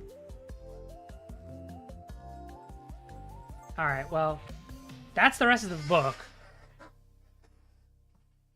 Are we gonna raid out now? This seems like a good raid out. I think so. We've read through the whole book. Now we have some good ideas of what to do for war crime, toxic Yuri game. Yeah. What's this called again? It's called Girlframe. Let me get you a link. It's like Warframe, but there's more toxic Yuri. Infinitely more.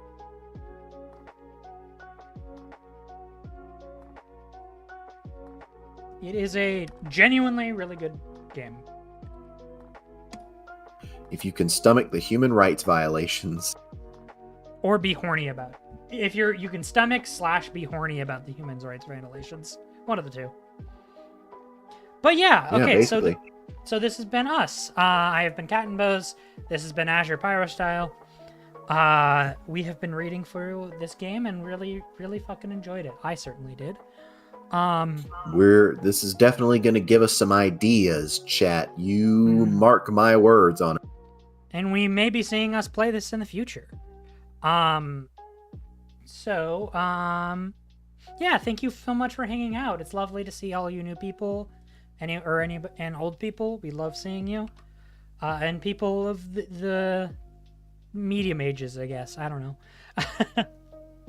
But yeah, if you love talking about this stuff with us, I would highly recommend checking out our Discord. We got a bunch of freaks affectionate that hang out there.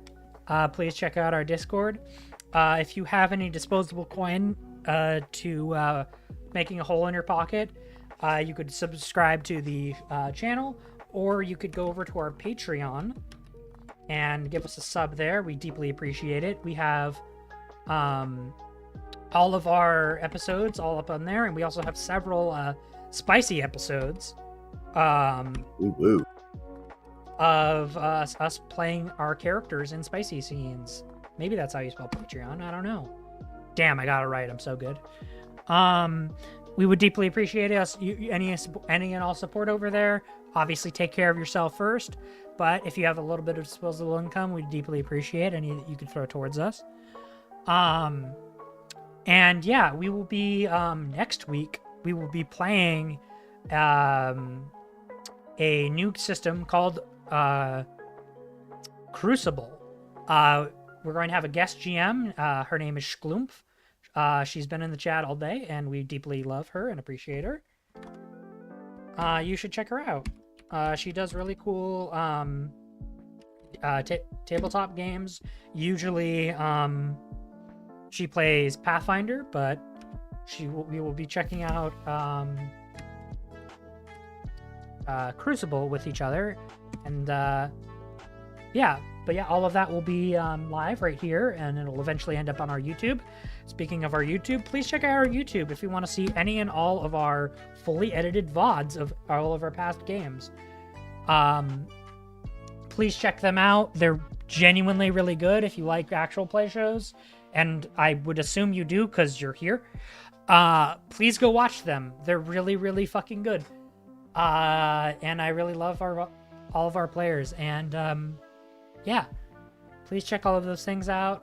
And let's go find someone to raid. Do you have any ideas here, Azure? Do you have anybody that? I generally don't have ideas. That's. I just got some jokes rattling around in there. Not having ideas is generally a good idea. I generally advise not having ideas. Ideas are dangerous, you know?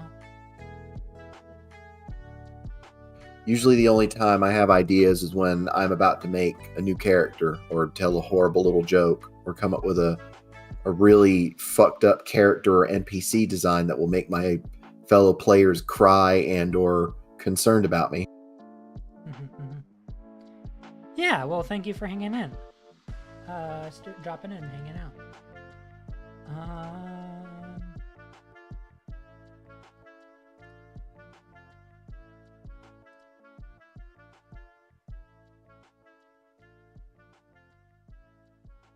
This just seems like a really funny, cool channel. It's called Batty Bards. So let's go say hi.